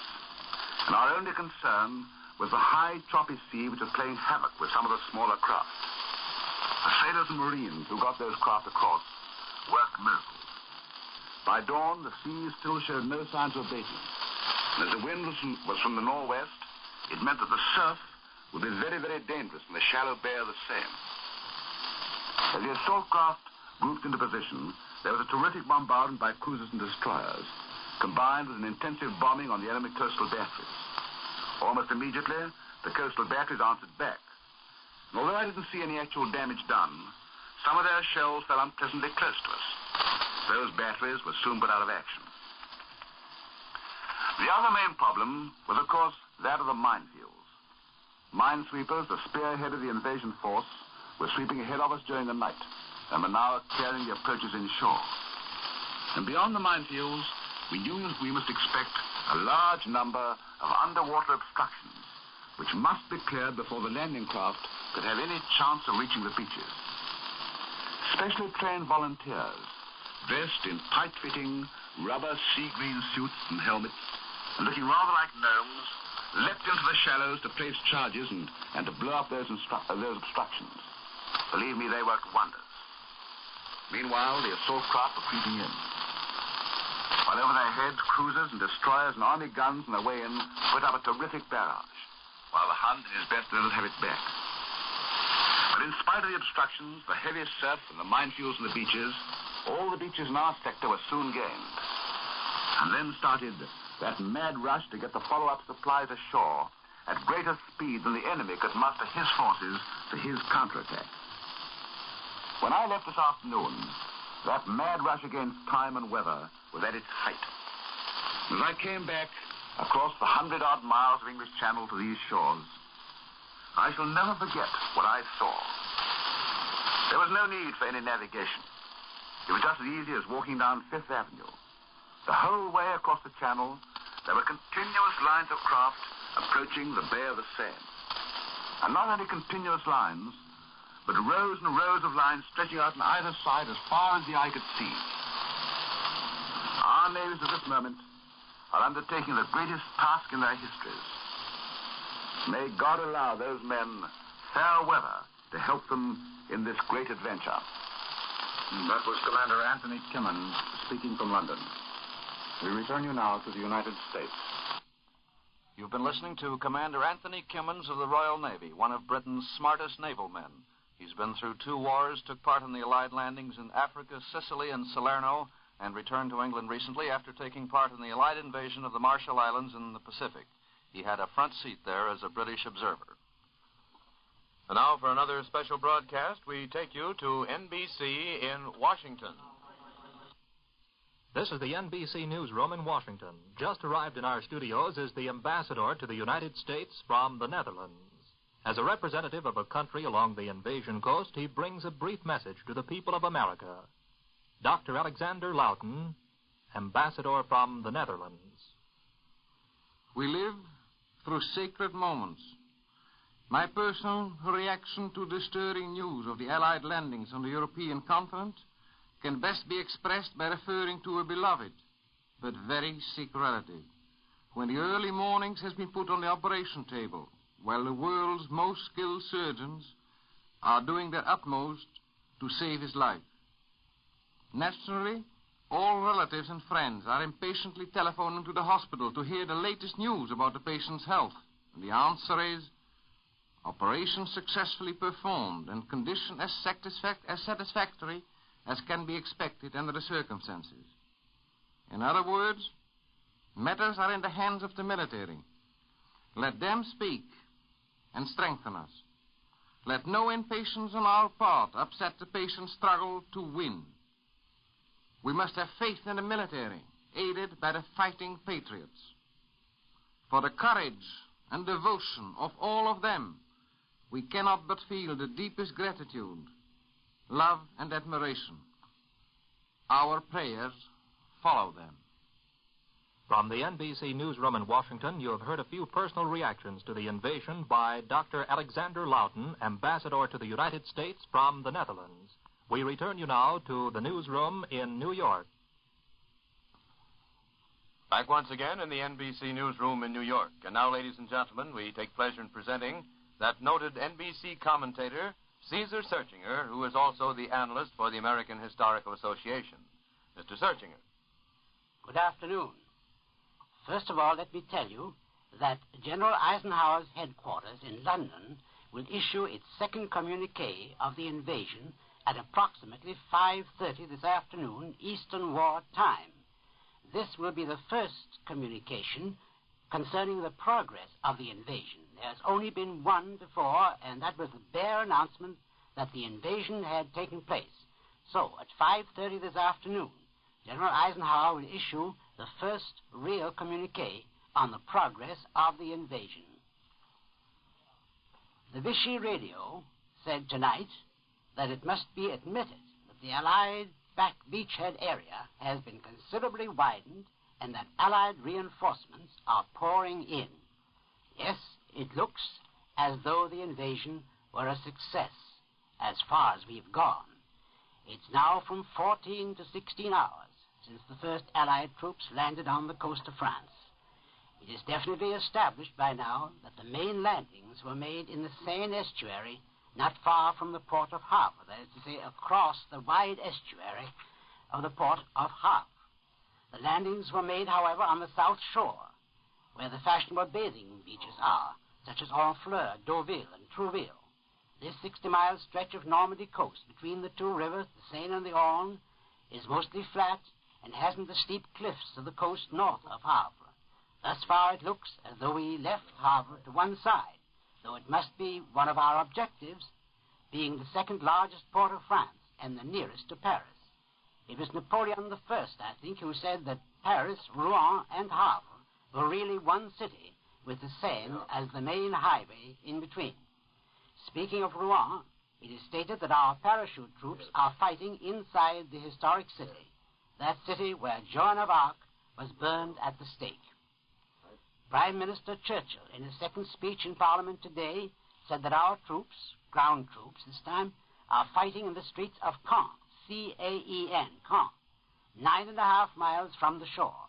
Caen is an ancient city near the little river Orne, which flows into the sea about 20 miles south of Havre, across the estuary. This seems to indicate that at present we are heading southward, away from Havre. Caen is extremely important as a road junction. One of the main roads going out of it cuts straight across the Cotentin Peninsula, the peninsula that juts out from Normandy towards England, pointing straight at the Isle of Wight. Near the end of that peninsula lies Cherbourg, another great port which would be a valuable bridgehead for us. If our troops were to cut off this peninsula from the rest of Nazi-held France, we would have a large and highly protected area, roughly a triangle 60 miles wide at its base and 60 miles from base to apex sticking out into the sea. There are also reports from enemy sources that we have landed on the Cotentin or Cherbourg Peninsula direct. It seems logical, if the peninsula is our objective, that we should land at both ends at once, though the coast near Cherbourg is much more difficult because of the sharply rising hills. It's certain, however, that we have landed paratroopers on the Channel Islands of Jersey and Guernsey, which lie between 20 and 30 miles off the west coast of the peninsula. These islands, as you know, are British territory, having been in English hands since the days of King John. This is the only British territory the Germans held in this war, and thus the first liberation of British territory has taken place. All this, the fighting in Caen and the landing of paratroops on the Channel Islands, does point in the direction of our aiming to use the Cherbourg Peninsula as a base of operations, possibly against Paris itself. Caen is a vitally important place both because it is on the railroad from Cherbourg to Paris and because it is the main communication point between western Normandy and the Seine, between Cherbourg and Havre.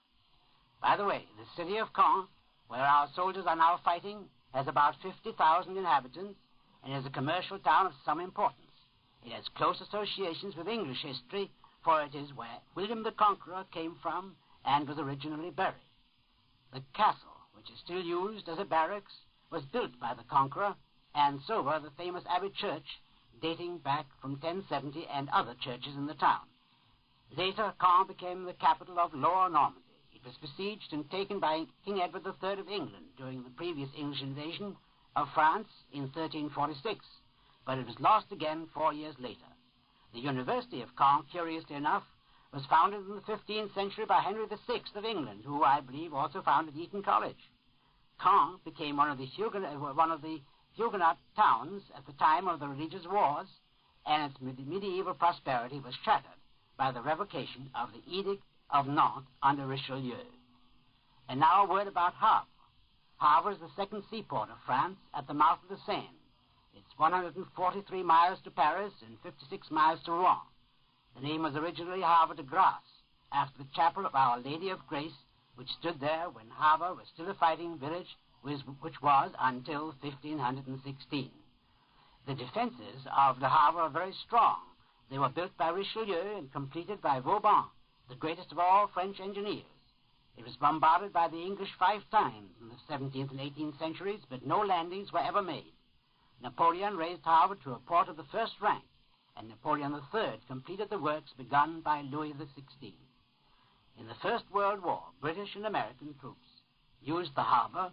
We used it as a base for landing troops and supplies. It is obvious that we shall need it again for the same purpose. Well, the marvelous thing about this invasion is that we really seem to have achieved surprise, that most valuable thing in all warfare, especially in overseas invasion. Admiral Ramsey of the U.S. Navy says he wouldn't have thought it possible, and he himself was surprised to see no more opposition against our armada. And this, mind you, despite the fact that the operation had to be postponed for a day on account of weather conditions. Of course, against the 4,000 ships and smaller vessels we employed, the Germans had little in the way of ships, a few destroyers and submarines. And submarines aren't much good in the channel because they can't submerge deeply. So, some things were in our favor, and so far, as I said, it's been a success. You have been listening to the noted NBC commentator, Caesar Searchinger, who is also the analyst for the American Historical Association. This is the National Broadcasting Company.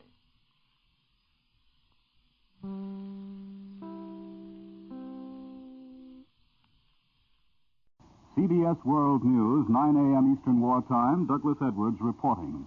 Here are the last-minute details of the Allied invasion of northern France. Allied air reconnaissance flyers have returned from the scene of the battle, which began along the northern French coastline early this morning, to report that several beachheads have now been established. Allied forces are slashing their way inland from these beachheads, according to the reconnaissance photos.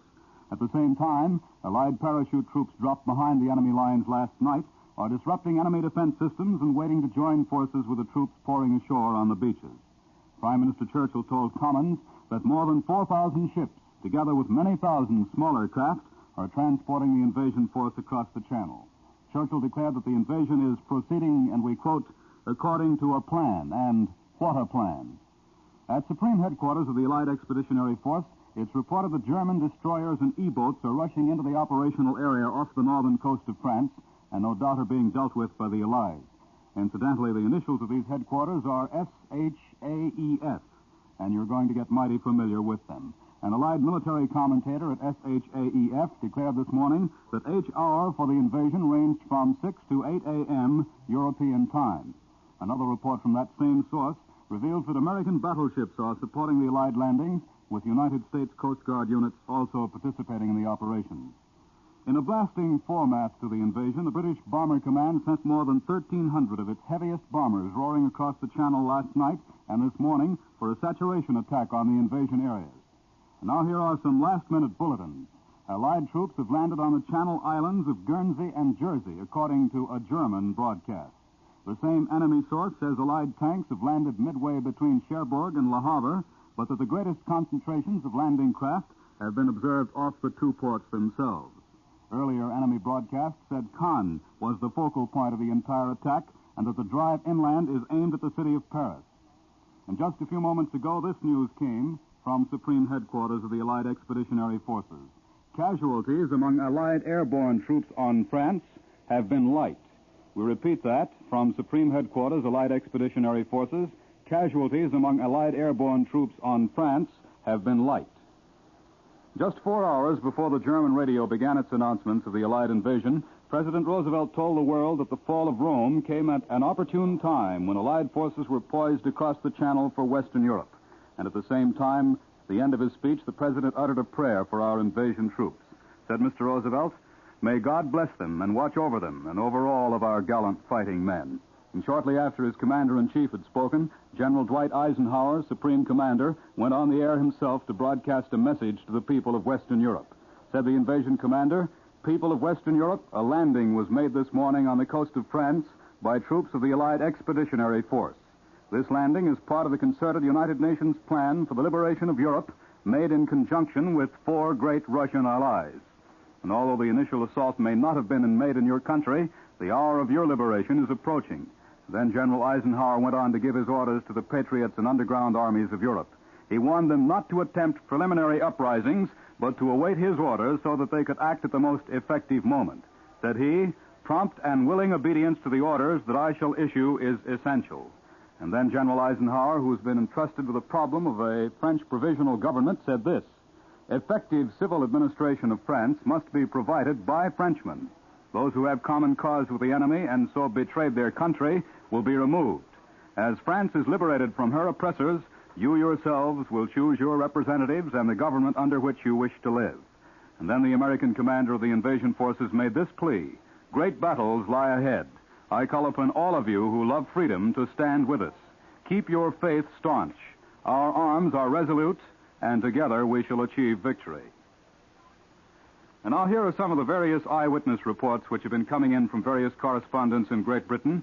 CBS correspondent Richard Hottelet, speaking from London, told of the instant that was literally the last second of invasion preparation and the first second of actual invasion. Said he, "The Allied forces landed in France early this morning. I watched the first landing barges hit the beach exactly on the minute of H hour. I was in a 9th Air Force Marauder flying at 4,500 feet along 20 miles of the invasion coast." And Columbia correspondent Hottelet continued, "From all I could see during those first few minutes, there was nothing stopping the assault parties from getting ashore. Except for some light flak, we saw no enemy gunfire. The only signs of life in enemy territory were some white and yellow parachutes dotting the ground where our paratroopers had landed. The weather is favorable for the operation." Hottelet's eyewitness account added that Allied warships were standing offshore bombarding the enemy coast, apparently without opposition, and the Luftwaffe was also conspicuous by its absence. The CBS correspondent also recounted that special care was taken to prevent a recurrence of the previous tragic accidents in which Allied ships fired on their own air support. He reveals that overnight, every single bomber and fighter had been painted with special markings on wings and fuselage. And here, word for word, is CBS correspondent Hottelet's description of the scene off the French coast on D-Day, shortly before H hour. "By this time, it was getting on, and the sun was painting the sky a bright orange color on our left. Below us, the English Channel was a fine, deep blue. There were a few whitecaps, but the impression was that it wasn't very rough down below. About 5 miles off the French coast, we saw planes in a steep dive laying a smoke screen. Just about the same minute the pilot said he saw the fires on the shore. I looked hard as I could, and there, down to the left, were some naval vessels. They looked like cruisers firing broadsides onto the shore. Near the cruisers were dozens of landing craft of all kinds, hardly visible in the early morning haze. All this while we saw medium bombers and fighters crisscrossing on the way to the targets without a sign of a German plane. And then we turned over the coast about 10 miles, and 10 minutes before H hour, we saw a fast assault boat race along parallel to the beach, laying a smoke screen. From the way the screen lay, smooth and even, it looked as if there were no wind. And Hottelet concluded, the circumstances of our flight make it impossible to draw any far-reaching conclusions on how the battle is going, but one thing we can say already, and that is, our air supremacy over the coastal invasion zone is not seriously challenged." Correspondent Herbert M. Clark, speaking over a pooled network of all major United States radio chains, spoke in praise of Allied security measures. He said, "The place we've picked for our main landing is one Jerry hadn't figured on. The Nazis have been badly outguessed on this whole show. It's going to be surprised by the direction of the attack, and he is going to get a shock from the timing. The master race has fallen down again." Another Allied correspondent heard on Columbia this morning was James Willard, also speaking for the pooled networks. Willard declared that thousands of Allied planes had been at work all night softening up the invasion coast. Said Willard, already several thousand paratroopers are waiting further inland to join forces with the landing parties. These airborne troops were flown in last night. Willard also commented on the amazing quietness of the scene along the strip of territory directly behind the invasion beaches. He declared that with the exception of a German tank moving up the road toward the beachhead or hiding in hedges, he could see no sign of enemy resistance. As to those Allied paratroopers now disrupting German defenses behind the front, Allied correspondent Wright Bryan, who accompanied them on their flight, says they met only scattered small arms fire from the fields. Bryan has been living with a unit of paratroopers for some time. He reports that yesterday afternoon, General Eisenhower visited the camp, passing quietly among the men and chatting with them. Bryan says the men were trained to the utmost and fully ready for action. And here is his description of what happened in his plane as it flew over France. The senior officer on board moved quietly up and down the passenger compartment, speaking to each man and asking if he had everything he needed. As the men settled back into their seats, Colonel Cole said, "There's a doc who's going to give you some pills to guard against air sickness. Make yourselves as comfortable as you can, and you'd better try to sleep a little." And then quiet settled over the plane. These men had done their talking. Now they were grim and silent. Later on, correspondent Bryan said, "I walked down the long passenger cabin to see how the paratroopers were riding. More than half of them had taken their colonel's advice and were dozing with their heads back against the wall and their feet stretched out in front of them. The others were sitting silently, except for two or three who talked among themselves in whispers." And a broadcast an hour ago from somewhere on the English coast, in it, another reporter for the radio pool, Stanley Richardson, gave an eyewitness account of the naval action that prepared the way for the landings. As far as the naval phase of our activity was concerned, he said, "Not a shot was exchanged with the enemy while I was on the scene. For that preliminary phase of the show, at least, it was all too incredibly easy. We left our patrol torpedo boat in daylight to accompany the slower-moving light advance guard of ships which had to pave the way for the actual landings. One of our missions was to protect the Allied minesweepers, which cleared a wide channel straight to the enemy shore for our troops, transports, and supply ships. Long lines of ships of every description were discernible on the skyline, literally miles of craft in even columns, converging upon the area and the channel marked for the concentration points for the actual invasion. Huge transports, tank landing ships, small troop landing craft, tankers and supply vessels of every kind plodded doggedly along under lowering skies in laboring over heavy seas. You people at home would have been thrilled to the bone to see all these American men, American ships, and American supplies sailing calmly into the action for which they had been prepared and trained for so many months. By nightfall, we were nearing the French coast, and the watch tightened. But nothing happened, even when a full, pale moon appearing fitfully from behind the clouds gave our position away clearly to any enemy who had been laying in wait for us. And then the fast and heavy combat ships moved up into position. All aligned themselves in the bombardment area to loose a hail of high explosives to protect the troops moving to the beaches on their landing craft. The warships started laying their smoke screen preparatory to shooting their guns. It was then only a few minutes of each hour of the long-awaited D-Day. And now here's a picture on this side of the ocean. The Associated Press put a bulletin on the wires at 12:37 a.m. this morning Eastern Wartime, saying the Germans had announced invasion landings on the French coast. Instantly, the CBS newsroom in New York sprang into action and mobilized a full invasion staff according to plan. CBS News analyst Ned Calmer put the bulletin on the air at about 12:48, underlining the fact that it was an unconfirmed enemy statement. In both the CBS shortwave listening post and newsroom, our specialists began to monitor foreign broadcasts. At frequent intervals, CBS announcers and CBS military analyst Major George Fielding Elliott broadcast the continuing German reports, always emphasizing that it was still an enemy report unconfirmed by Allied sources. And then at a little after 3:30 this morning, we switched to SHEAF in London, where Colonel Dupuy read the first official Allied communique. One of the most interesting parts of any great story like this invasion is the way people around the world react to the first news. CBS correspondent Charles Shaw reported from London earlier this morning that he practically was town crier for the city of London, which was largely unaware in the early morning that the invasion had begun. Shaw rode through the London streets asking people what they thought of the news and found most of them hadn't heard it. But the answer of one girl when she heard the news from Shaw was typical. She said simply, "Thank God."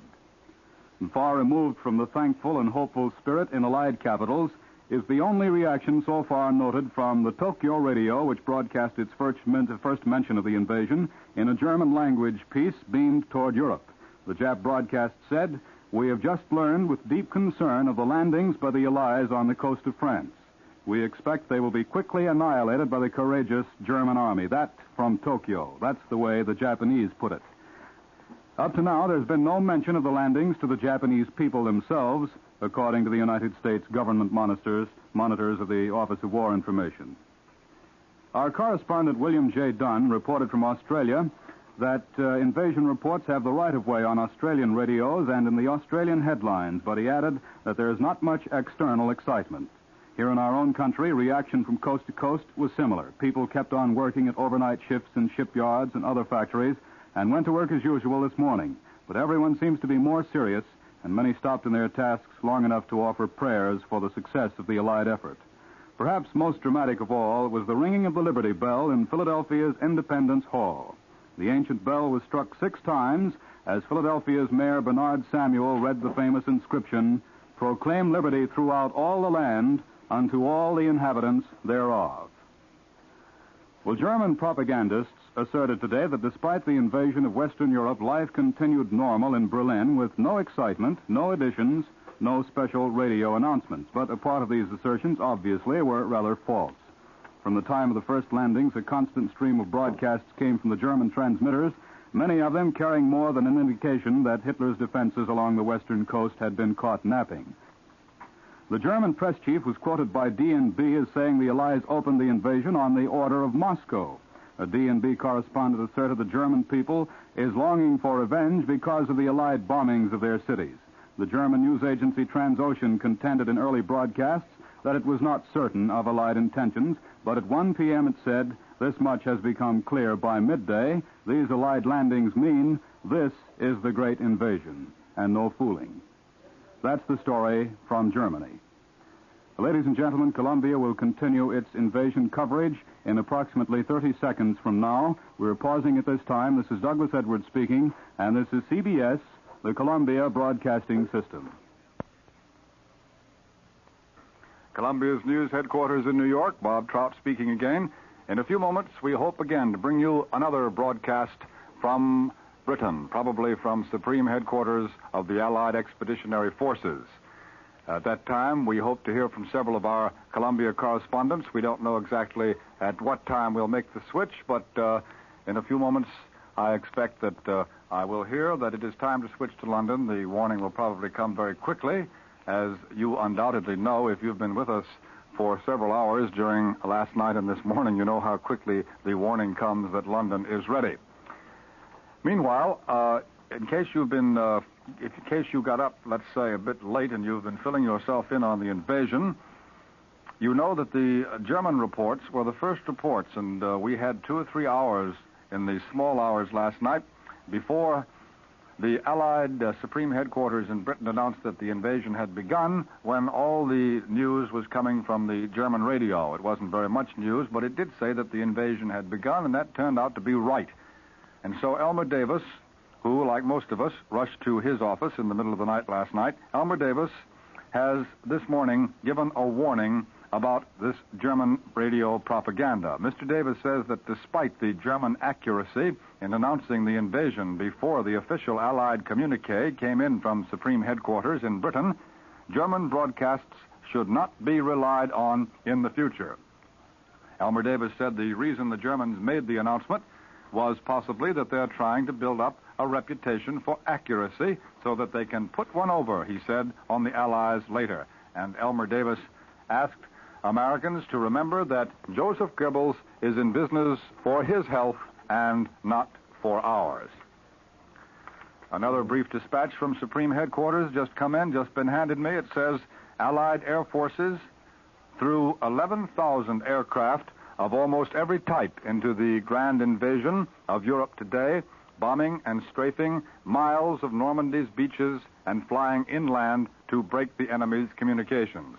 That's the latest detail that has come from the Supreme Headquarters of the Allied Expeditionary Force, that the Air Forces threw 11,000 aircraft of almost every type into the battle.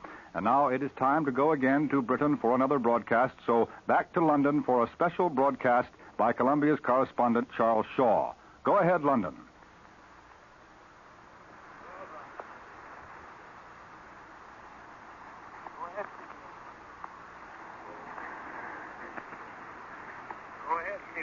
This is the first recording received from CBS correspondent Charles Collingwood, who is on an LST with the invasion forces.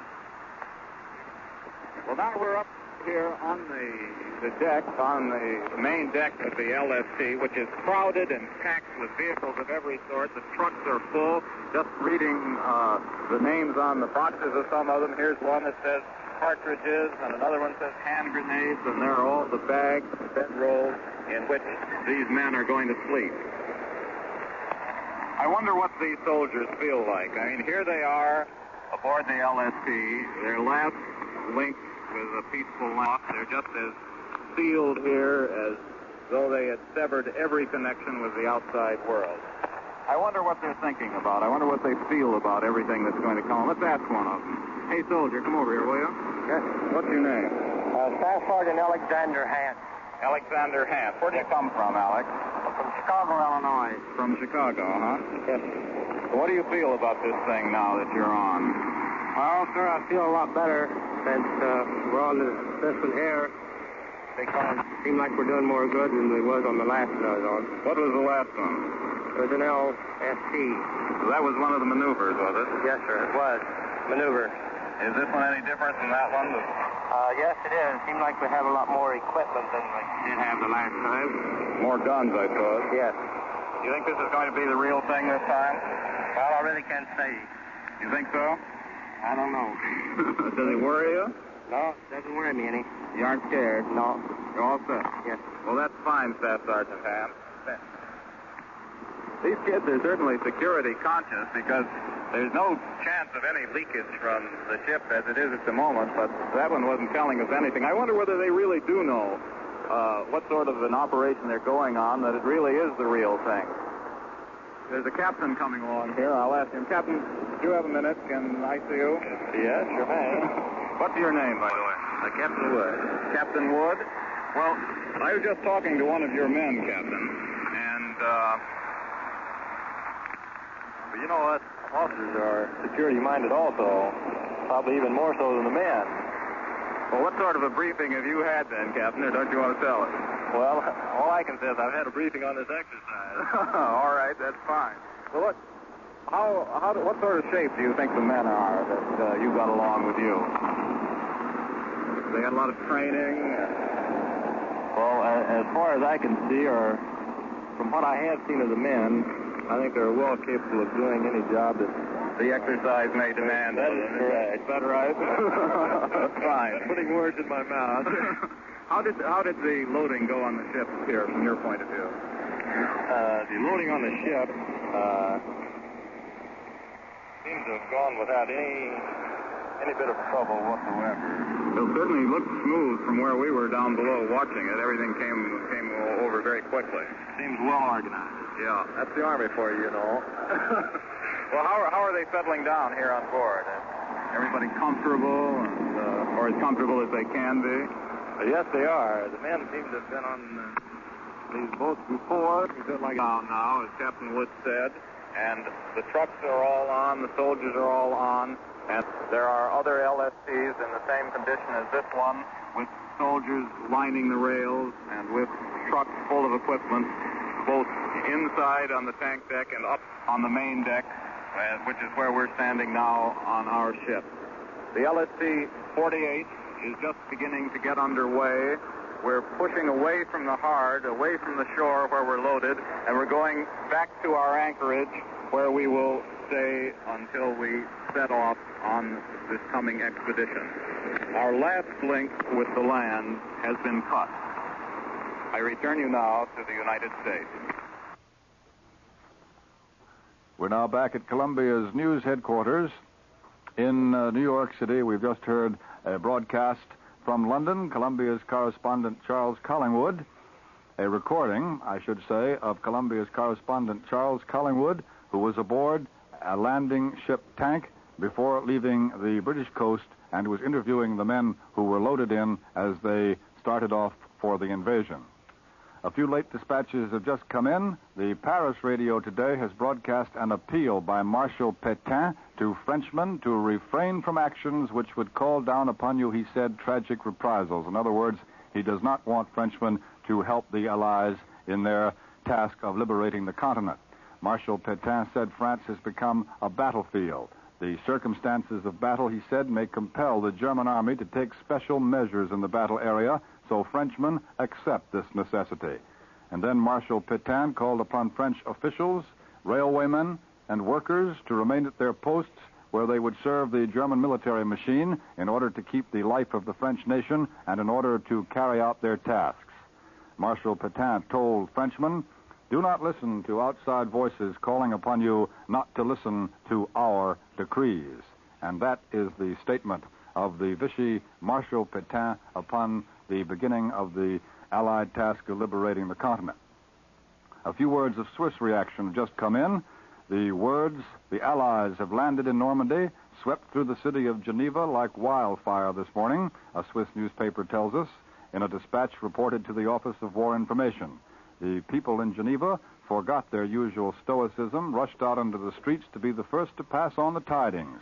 The newspaper said, no one said good morning today. Everywhere it was only, did you hear? They have landed, they have landed. No one asks, how are you, but cries instead, it has come. In Geneva, the news flash burst from the radios and seized each person as if he had been shaken by the shoulder. In every public square, gesticulating groups gather who can talk of nothing else. That's a description of how the news was received in the Swiss city of Geneva, reported in a dispatch which is sent on to us by the OWI. You'll be interested to know that there was no mention of the invasion in this morning's German newspapers, according to a survey of German papers made by the German DNB agency reported by United States government monitors. That's particularly interesting because, as you know, it was the Germans who started to cry invasion and who spread the word outside Germany, not inside Germany, spread the word outside Germany even before Supreme Headquarters in Great Britain could put out the first communique. Here at Columbia's World News Headquarters, we are at the moment trying to arrange a two-way transatlantic conversation between one of our correspondents in London, Charles Shaw, and Paul White, the director of news broadcasts. We did this once before, earlier in the morning, or perhaps I should say last night, and we broadcast it for you so that you could get a little insight into one phase of this news business of covering the invasion. And I rather hesitate to start into some long dispatch here at the moment because we're still trying to get this two-way conversation arranged. And, of course, if we do, we'll just have to drop everything at the moment that it comes through, and then we'll present it to you. However, here is a United Press dispatch from an American fighter base in England. It tells us that Thunderbolt pilots returned from the invasion area today and reported that Allied troops were piling onto the shore of France, apparently with little opposition, and that the skies had been virtually cleared of German planes. The fighter pilots who came back to the American fighter base in England said, one of them said, from 4,000 feet I could see trucks and jeeps all over the beach and more coming. One truck blew up, but that was the only sign of enemy activity. And now we have arranged this two-way broadcast between Charles Shaw and Paul White, the director of Columbia's news broadcast. We're going to bring the CBS network in on this conversation, so here is Paul White. Hello, Charlie Shaw. Hello, Charlie Shaw. Hello, Paul White. That was fine, that Collingwood recording that we heard a little while ago. That was the first one to go out from here. We wondered about how it sounded. Sounded fine. Now, what else do you have coming up that you know of today? Well, we know, of course, about the King's broadcast, King George. That'll reach you at 3 p.m. your time.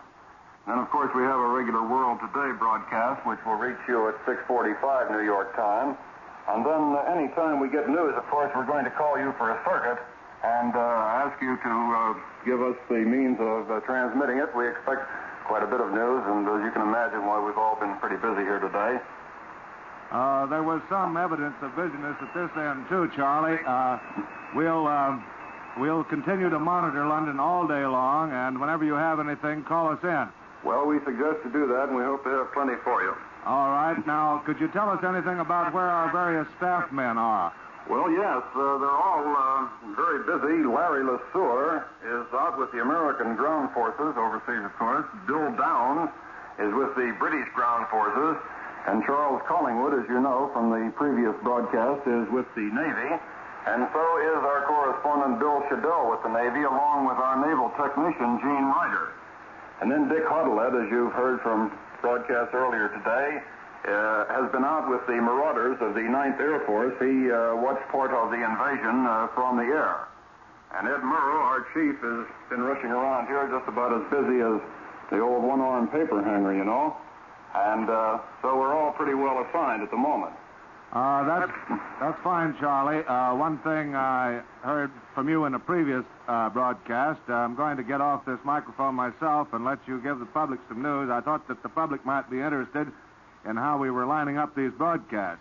But I understood from you previously that you had been out around London in the early hours, and I wonder if you'd mind telling us about it again. Well, yes, Paul. As soon as this communique was broadcast from these studios down here, I decided to get into a taxi cab and do a little bit of walking around to see how London was taking this thing. And as I said on this previous broadcast of mine, for about an hour after the broadcast of this communique number 1, I actually played town crier to a London which was generally unaware that France had been invaded.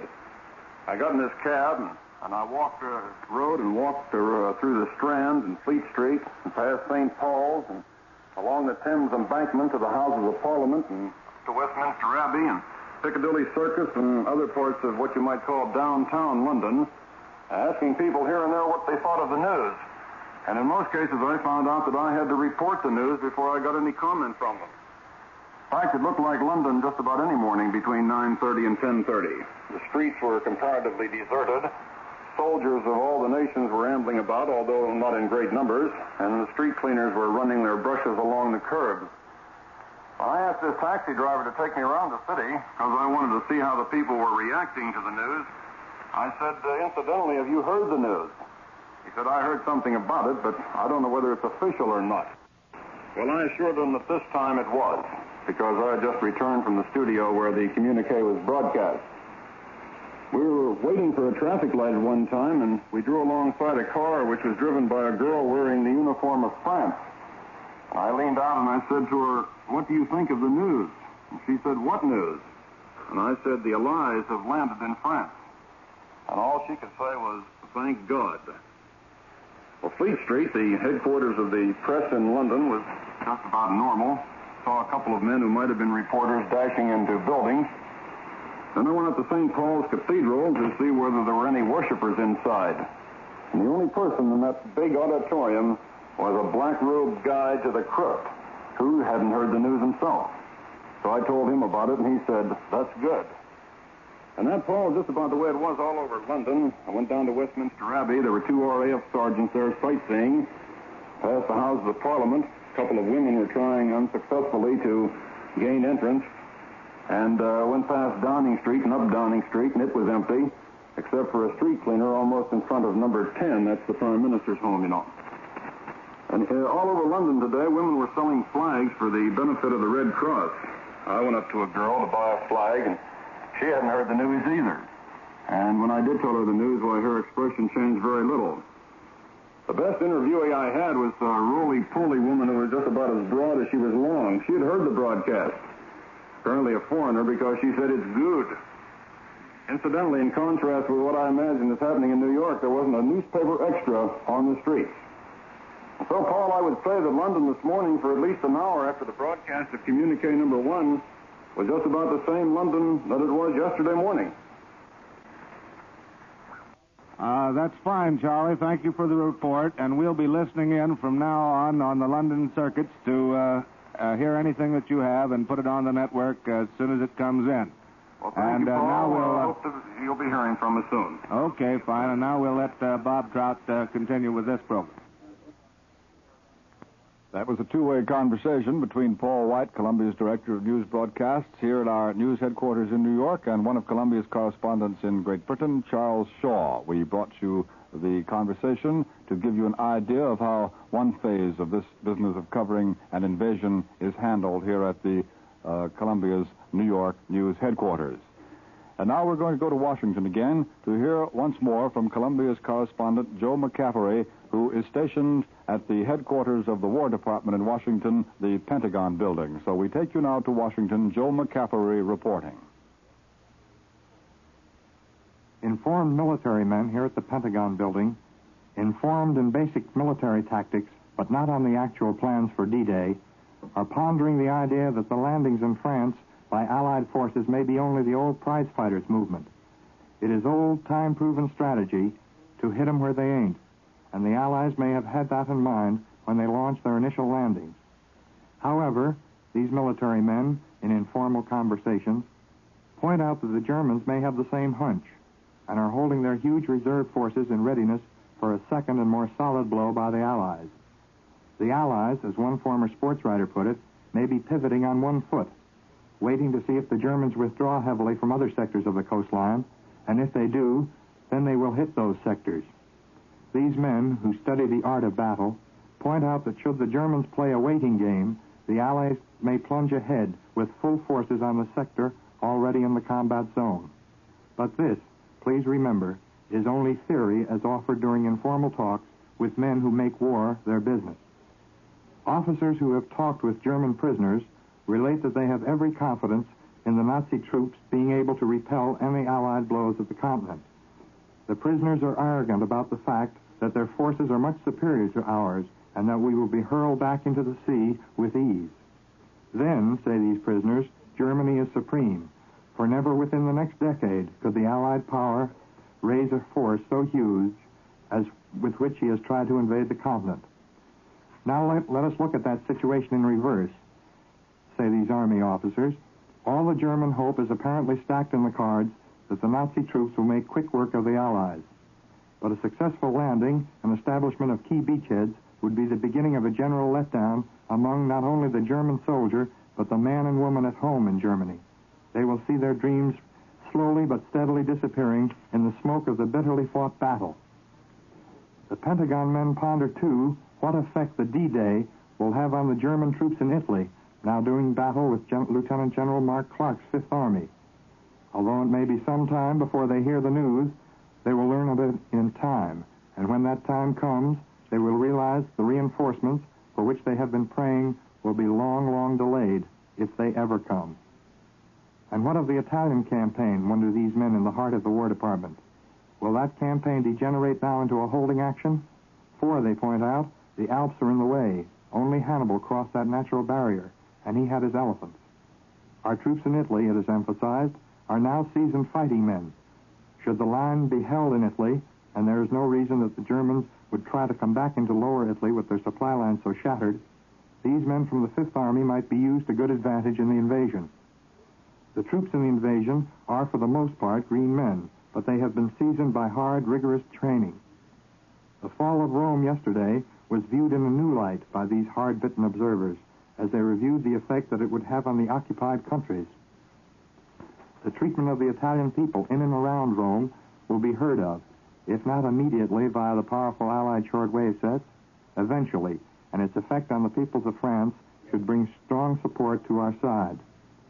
Army men, familiar with France, and many with a clear knowledge of the famed French underground, predict that, aided by the bulletins recently issued from General Eisenhower's command, these people will give invaluable aid to the Allies. All the military men that I have talked to here are agreed that we face a tough, stubborn fight, and this is really it. Every shot counts, and every man means that Europe is nearer liberation. We return you now to CBS Washington Newsroom, Bill Henry reporting. Official Washington, as might be expected, has been right on top of the invasion news ever since the German radio made the first announcement shortly after midnight Eastern wartime. The Pentagon, the Navy building, and even the White House were all lit up like Times Square during the early morning hours.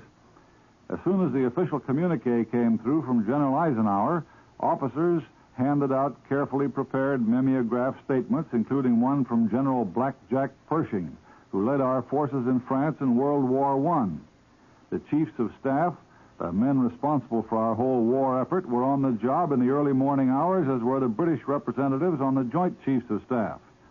Great as the invasion is, it's still only a part of the great world war for which these men are responsible. Secretary Stimson demonstrated his confidence about the invasion by remaining at home in the early morning hours of the battle for Europe. General Marshall, however, stayed at his desk the greater part of the night. Sometime before dawn, he left the Pentagon. Within 5 minutes after the first communique came from London, the OWI, through its shortwave transmitters in New York and San Francisco, was telling the world in 39 languages and dialects that the liberation of Europe was underway. There's been no opportunity as yet to get very much information out of Congress, as the congressmen are only just assembling now, and Congress takes up at noon. That was quite early. Columbia sent people around to talk to some of the boys on the street, just as Charles Shaw was on the Strand to talk to people in London. However, in spite of all that, there were other happenings here. For instance, President Roosevelt went to bed last night before the news of the invasion was released, and even though he doubtless was aware of the imminence of the invasion, he slept peacefully through it and was not awakened. White House attachés, however, prepared a summary of the dispatches for him, and he's expected to discuss the invasion at his news conference this afternoon. And the colored man delivering ice at the White House this morning said, "I guess they'll be needing this today, all right." I return you now to Bob Trout in New York.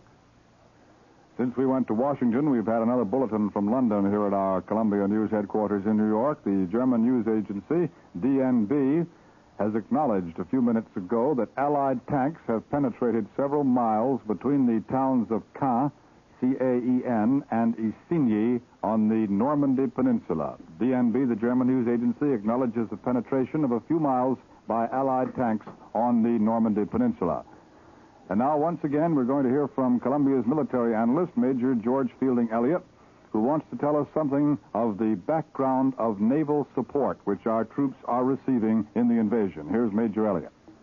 You heard in broadcasts earlier in the day the bulletins announcing that more than 640 naval guns, ranging from 4 to 16 inches in size, are bombarding the beaches and enemy strong points in support of our landing forces, and also of the work of our minesweeping force.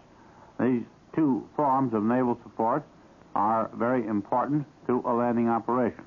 And the minesweepers perhaps are even more important than the naval gunfire, because these minesweepers must get the deadly mines out of the way in order that the landing craft may approach the shore. Some mines are what are called moored mines. That is, they're mines which are moored to the bottom, to heavy anchors resting on the bottom of the sea, and these are removed by a long cable called a sweep, held between two minesweepers, which catches the mine cable and cuts it or pulls the mine loose from its mooring. Then there are the magnetic mines, which has to be dealt with by specially prepared electric sweeps, also towed by these small minesweeping vessels. And the crews of these ships have an extremely dangerous assignment, as you can well imagine. These little minesweepers, many of them fishing boats, trawlers, belonging to the British fishing fleet in time of peace, and many of them also American ships, have carried out their work with the utmost gallantry. Now, here again is Bob Trout. That was Major George Fielding Elliott. And now, here is our war correspondent, Quentin Reynolds, who has a few words for us about the guns that we took ashore on the northern coast of France. Here's Quentin Reynolds. Right now, there are millions of anxious mothers and fathers in this country living through the agony of uncertainty, visualizing what their sons went through during this past long, long night. Their hearts are sick with apprehension as they think of their boys there in the hostile beaches of France. It would be presumptuous for any of us to say to these parents, stop worrying. But perhaps I could give them some information which might make them feel better. You think of your son as a youngster who until recently was not trained to combat, was not born for killing. You shudder at the thought of him fighting against the great, impersonal, frightening German war machine. But you forget that this is not only a battle of men, it is a battle of weapons. And today your son landed in France carrying the best weapons ever seen in battle. Earlier, Prime Minister Churchill spoke to the House of Commons. One sentence of his speech should bring a warm glow to the hearts of American parents whose sons are spearheading the invasion. Churchill chuckled and said, "We have a great many surprises in store for the enemy." Undoubtedly, the Prime Minister was thinking of the new, magnificent weapons which have been saved for this invasion. Weapons the like of which the world has never seen. I have seen these weapons in action in Sicily and Salerno, and I saw the newer ones tested at the Aberdeen Proving Grounds. And in every case, they are immeasurably better than the German counterpart. During the first stages of the landings, our men necessarily had to depend upon their lighter weapons. The little 5-pound carbine, deadly at 300 yards. The magnificent M3 submachine gun, a lethal weapon that only weighs 8 pounds, but it can spray death more quickly than any German counterpart of it. The airborne troops mentioned so prominently in dispatches do not have to depend merely on the small arms they carry when they land. With them went our 75-millimeter pack howitzer, a gun that can be packed in 6 packages and dropped by parachute once our airborne troopers land. This tosses a heavy shell, and it tosses 6 of them a minute. By now, the big LSTs are landing our heavy mobile guns. I know you'll soon be hearing of our great 8-inch gun. I think this will be the pin-up gun of the invasion. This enormous weapon, the largest mobile gun in the world, weighs 35 tons, and it can fire one 250-pound shell per minute. It is so accurate that it can hit a target 20 miles away. I have seen this miracle gun do this at Aberdeen. The Germans have nothing to equal it, and it can be knocked down, loaded, and sent to another spot all in 40 minutes. I could go on and tell you of our big 240-millimeter howitzer that throws a 350-pound shell 25,000 yards, of our ever-reliable 105, of our great 120-millimeter anti-aircraft gun that can hit any German aircraft no matter how high it flies. A few weeks ago, Major General Charles T. Harris of our Ordnance Department told me bluntly and frankly, our weapons by every known test are the finest weapons in the world. No one can keep you from worrying about your son, but at least remember that the odds are in his favor. He didn't land in France last night armed with a slingshot or a bow and arrow. He landed carrying the best, most devastating weapons ever made. He's got the best there is.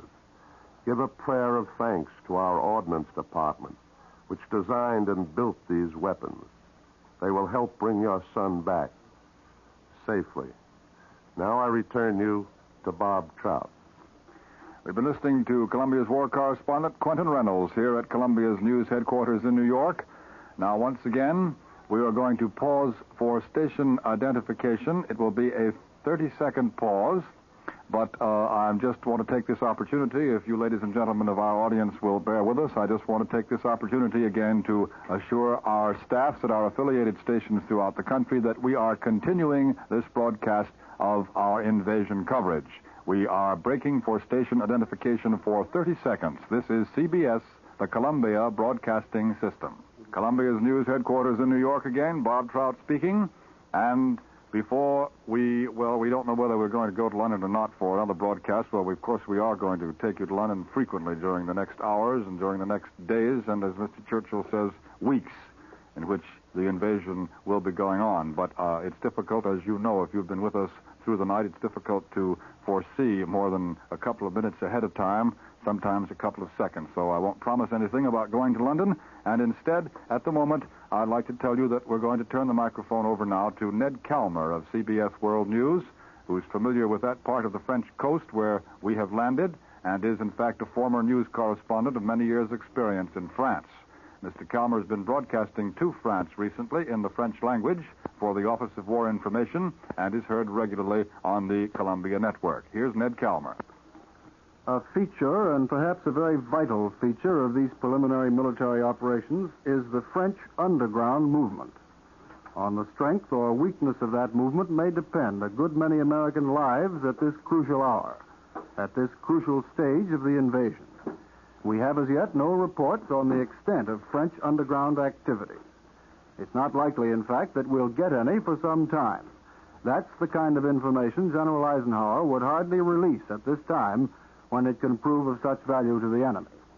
But there have been many indications of preparedness by the French resistance bodies, and their great opportunity, the chance they've been secretly prepared for, all during the long and bitter German occupation, is now at hand.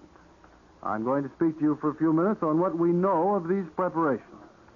You are aware, I know, that during the last few days before the invasion began, Allied headquarters gave very urgent and detailed instructions to the underground groups in France by radio, and probably by emissary as well, just as happened before we went into North Africa. Many a collaborator with the Germans, a supposed collaborator who's been hated by his own people, may have turned out this morning to be an Allied agent who's curried German favor to give him the opportunity to act now with the swiftness required by this supreme occasion. And our landings are reported taking place in an area where a well-informed and efficient underground information system can be of the greatest help to the Allies in the opening hours and days of the campaign. Information on passable roads, on the extent of damage to German installations, on the strength and location of hidden German defenses. The well-organized French underground has been expected to call a general strike when the Allied armies invaded the country. The purpose would be to paralyze transportation, electric power, and war production, and divert and confuse the German troops. The French underground is loosely divided between the active underground, the so-called Maquis, and the inactive underground. The Maquis is a well-organized, disciplined force comparable to Marshal Tito's Army of Liberation in Yugoslavia. It's said to number from 200,000 to 300,000 Frenchmen, including a good many former French soldiers. It's strongest in the Haute-Savoie region, far from the scene of our present action, but it spreads throughout all of France, and we have no exact idea as yet just how strong its operations have been during the past hours on the French coast of the English Channel. The tasks of the Maquis are assassination, sabotage of railways, power stations, canals, war plants, and armed resistance wherever and whenever feasible. The Maquis is so well organized that German attempts to penetrate it with spies and agents provocateurs have failed. Instead, it's the Nazis who have sometimes been caught and executed. The French Maquis also provides a law within a law in France, trying and executing those who have violated its own law as traitors to France. Both American and British agents are in active contact with the French Maquis. The British have supplied the Maquis with some arms by parachute and submarine. Within recent weeks, Army officials in Washington have sought to dispel the belief that the Maquis is a ragged, disorganized band. Instead, they say the French Maquis, the underground, is a competent military force. The Germans in France have been well aware of these plans for a general strike on D-Day. They've tried unsuccessfully to force a strike call in order to reveal the leaders and plans of the Maquis. The latest attempt was a Vichy broadcast announcing that the names of all leaders had been revealed. The inactive underground in France is sympathetic with the Maquis and may be called upon to feed or supply them or assist in the smuggling out of Allied aviators who have parachuted down into France. And now today, D-Day, the inactive underground is expected in large part to rally to the general strike call. Actually, the Germans do not directly control France, nor does the Vichy government. The Germans have forced upon Pétain an increasingly pro-Nazi government, including Joseph Darmon, France's Heinrich Himmler, who is Secretary General for the Maintenance of Order, Marcel Déat, the Vichy Minister of Labor and National Solidarity, and Jacques Doriot, the head of the pro-German Parti Populaire Français. Under this crew, Vichy police have been increasingly active in rounding up all persons suspected of underground activity. That was Ned Calmer, who's been speaking to us from Columbia's news headquarters here in New York. We have some reaction now from Moscow, which I'd like to pass along to you. Russians who learned of the invasion today, we are told in this dispatch, literally danced with glee. For them, it meant the end of 3 years of anxious waiting for the thrust from the West. Russian newspapers, which had not announced the landings, still were carrying glowing accounts of the fall of Rome. Peter Smollett, the head of the Russian department of the British Ministry of Information, walked into the press department of the Foreign Commissariat in Moscow at 12:30 p.m., held up his thumb, and said, "They're off." Then he went to notify Soviet officials. Major General John R. Dean, chief of the United States military mission in Moscow, and Lieutenant General Burroughs, of British military mission head, prepared a joint statement for the Soviet press. And that's all we have on the reaction from Moscow at the moment. Earlier we gave you the quotation from Ilya Ehrenberg, the famous Russian war correspondent. And now Alan Jackson has just come into Columbia's news headquarters here in New York with some more details on the extent of the Allied invasion armada. Here's Alan Jackson. When the Allies struck the enemy coast this morning, they struck with everything in hand, and that included a naval armada bigger than anything else that ever sailed the seven seas in all history. Thousands of ships took part, from big, hulking battleships to the homely little hybrid landing craft. Before the thousands of landing craft broke away from their protective convoys, the big guns of the warships opened up with an ear-shattering prelude of explosives. Ships of many navies took part in this early bombardment, but British warships spoke the loudest because there were more of them. This naval portion of the invasion beggars description. It is so huge. The eyes of John Paul Jones would have popped wide open at the untold hundreds of strange and wonderful craft spread out over the Channel waters. It was an amazingly orderly confusion that saw the whole flat-bottomed Elsie family, as the landing boat species is referred to, chugging over the water with fighting men, guns, tanks, and all other bewildering baggage of combat. General Eisenhower's invasion broadcast to the people of Europe, which we brought to you. We brought you the voice of General Eisenhower in the small hours of the morning, broadcasting to the people of Europe. That broadcast is considered to be a masterpiece, and now here in Columbia's news headquarters is Quentin Reynolds to analyze it for us. For months, the people of France, Holland, and Belgium had been waiting for the word that would tell them that we were on our way to restore to them the world of freedom they once knew. These heartbreaking months of expectation, of false rumors, of high hopes that never materialized, came to an end when General Eisenhower himself talked to them and told them that the hour had come. His broadcast to the people of the temporarily conquered countries contained only about 500 words. But those 500 words meant more to the people of Europe than the millions of words they have been forced to listen to from the voices of their temporary masters. Ever since the fall of France, they have been forced to listen to propaganda speeches, forced to read newspapers written by Nazi leaders. And then before dawn this morning, the calm voice of General Eisenhower electrified them and brought them new hope for the future. Eisenhower talked in English, but you didn't have to know our language to feel the deep sincerity, the calm confidence that his voice inspired. His talk was immediately translated into French, Flemish, German, and Norwegian. Eisenhower writes as he fights, with direct, uncompromising forthrightness. His first sentence told the whole story when he said, "A landing was made this morning on the coast of France by troops of the Allied Expeditionary Force."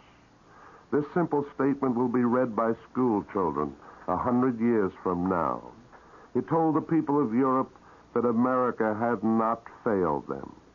He went on to say that this landing is part of the concerted United Nations plan for the liberation of Europe, made in conjunction with our great Russian ally. And then he added, the hour of liberation is approaching. Then General Eisenhower revealed something which most of us thought and hoped to be true, but we never knew for sure. He revealed the fact that he has been in constant touch with the underground movements on the continent. He implied that when he said, "Follow the instructions you have received." Undoubtedly, he has been in touch with the underground leaders for a long time, and today they know what to do. Then General Eisenhower spoke specifically to the people of France. He said, "Do not endanger your lives until I give you the signal to rise and strike the enemy.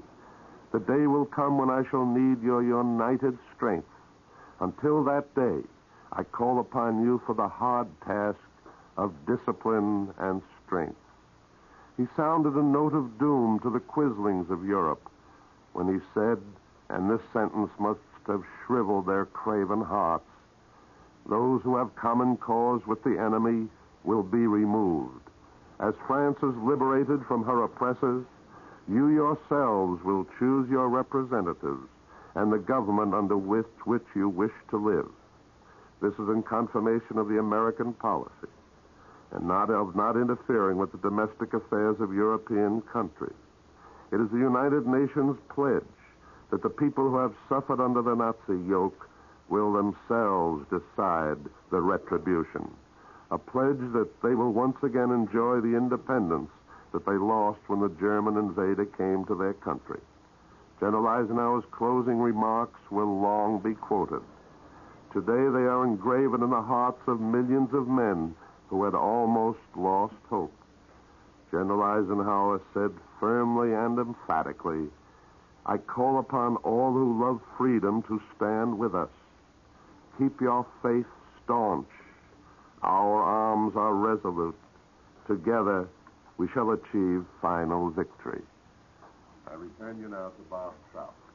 That was Quentin Reynolds, Columbia's war correspondent, speaking of General Eisenhower's invasion broadcast to the people of Europe, one of the many broadcasts direct from London which we have brought you during the hours of this long night. Now, of course, we're going to continue to bring you the invasion coverage from Columbia's news headquarters here in New York.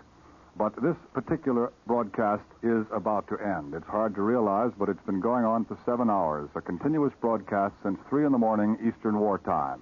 And now Columbia will resume its regularly scheduled programs, interrupting for news of extraordinary importance, of course.